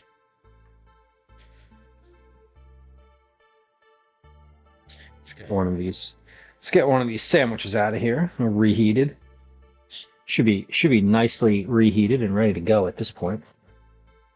Yeah. Yeah, I love these are. Oh man. Oh. Fuck, that is so hot. Whew. Okay, those were hotter than I thought they were going to be for not having had the oven on. Dark soy sauce surprise delivery. Amazing. They're a day early is nice. Yeah, the food was like, that was hot. That was way hotter than I was expecting that to be. It's actually steaming. I think it's hotter than it was when I first cooked it. Shannon, did you like the cookies? Let's see, what was December? December was the mint ones, and January were the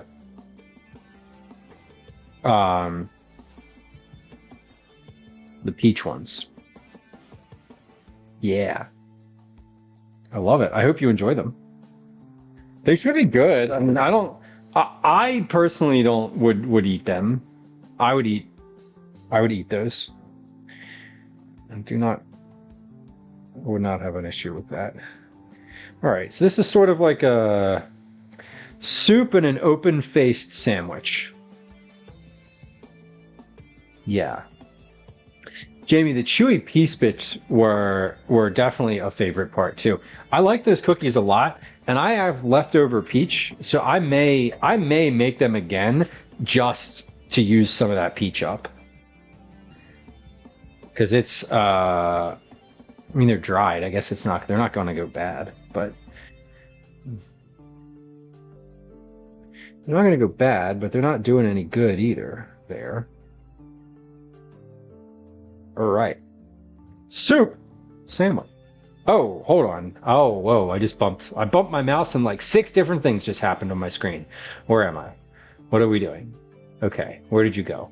There you are. All right. I did it. Okay, where did I get the peach? The peach was freeze-dried, or not freeze-dried. What was it? It was dried. I mean, I still have an unopened package of them. They're good until July 14th. So they were dried peaches. They look like this. I got them at Reading Terminal from Iovine Brothers Produce Market. Yeah, I mean, they say that they will last until... These say July 14th. They were packaged on January 15th. So they attribute a 6-month shelf life to them. Yeah, the bagged or dried fruits. Anywhere you can get like bulk stuff, you probably find them. I looked in a couple locations and I didn't find them. I ended up going to Reading Terminal to get them. I looked a couple places in Reading Terminal and I was not successful in finding them, except at one place, which was fine. So here is what we made for dinner tonight. This is a soup toast. Well, first off, let's just start. We have a tomato soup. Tomato soup has roasted tomatoes, heavy cream, vegetable stock, oregano, salt, pepper, olive oil. These are soup toasts. They are a piece of sourdough bread, toasted sourdough bread. On top of that is a stew, a mix of kale, tomatoes, and cannellini beans stewed together, and then topped with Gouda cheese and melted under the broiler in the oven.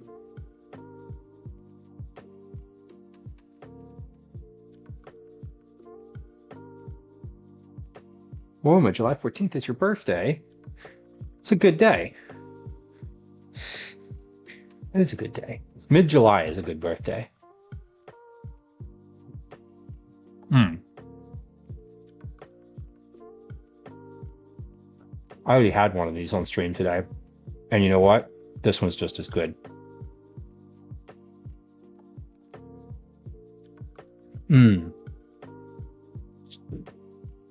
Oatmeal raisin cookies, broccoli. I love those. Last month's cookies had oatmeal in them. End of July. It is always hot, Shayna. Yeah, summer birthdays are always wild too because I mean, as a kid, you didn't get to celebrate them in school, right? Calvin's birthday is in August, and they just celebrated his half birthday in class the other day. It was weird. On like their class portal, they posted a picture of him, and it was like, "Happy birthday," and I was like, "News to me," but it's half birthday. I had another parent at the playground be like, "Hey, happy birthday to Calvin," and I was like, "It's not his actual birthday." I was like, his class just does half birthdays for all the kids in the summer. It's not his actual birthday, but thanks for playing. I mean, they were genuine about it. Whatever. This is good. I like dipping this in the soup. It is quite nice, even though it's a soup vibe on the toast itself. You half birthday for there too. So, well, yeah, the summer kids never get to do that. They don't ever get to have a birthday in school, so it makes sense. He wore his birthday hat the rest of the day. He came home with it on. Tex, welcome in. Well, I don't think I cared much that I had a summer birthday. No, I had a fall birthday that happened during school. I don't care. Tex, we're almost finished up here today too. I'm just finishing. Now I'm just standing here eating because this is actually really good. It is one of the few things that I've made. It's one of the few things I've made that I just like made up that I immediately thought about again the next day. I was like, I really want that again. And I made it recently to test to like put the recipe together. And this is the third time I've ever made this, and it is really definitely worth trying.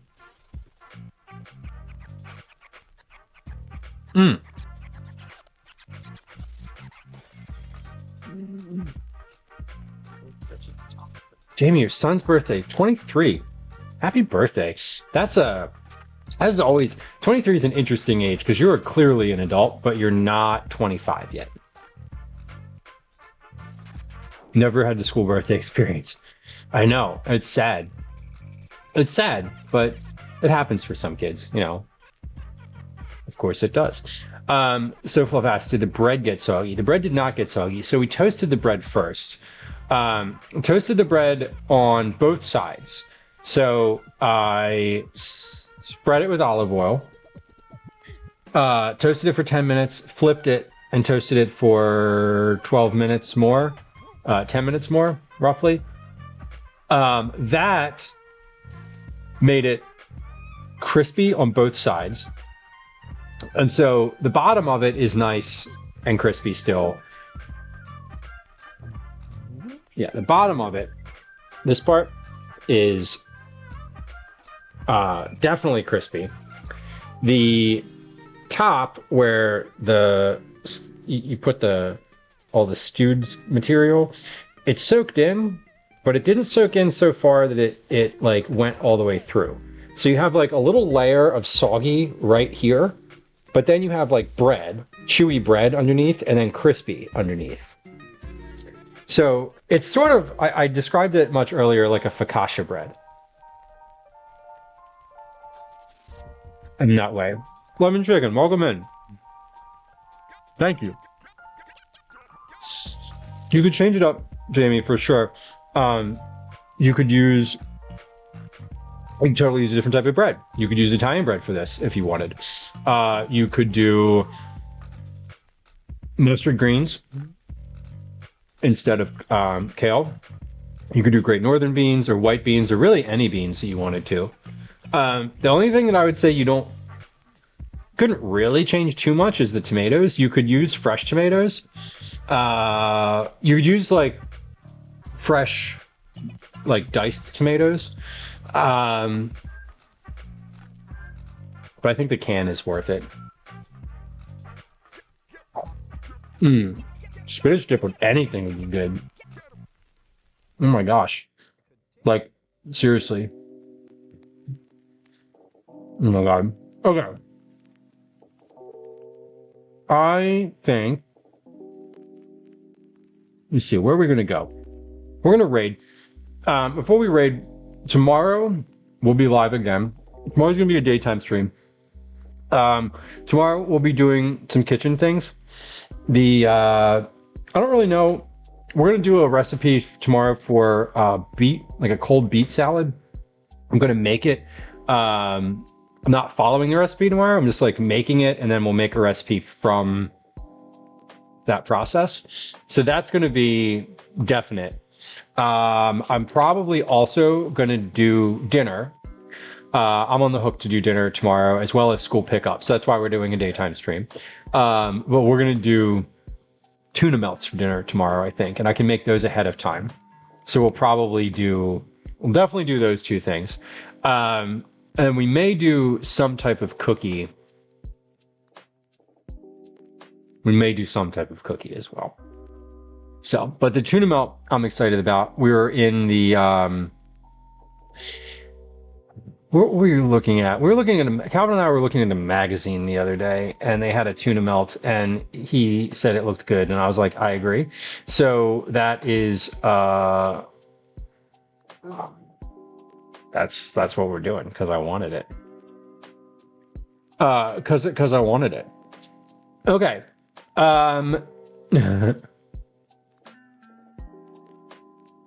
Probably, holy crap, that's a lot of commuting. That seems like way too much commuting. That seems absolutely exhausting. I don't think I could. I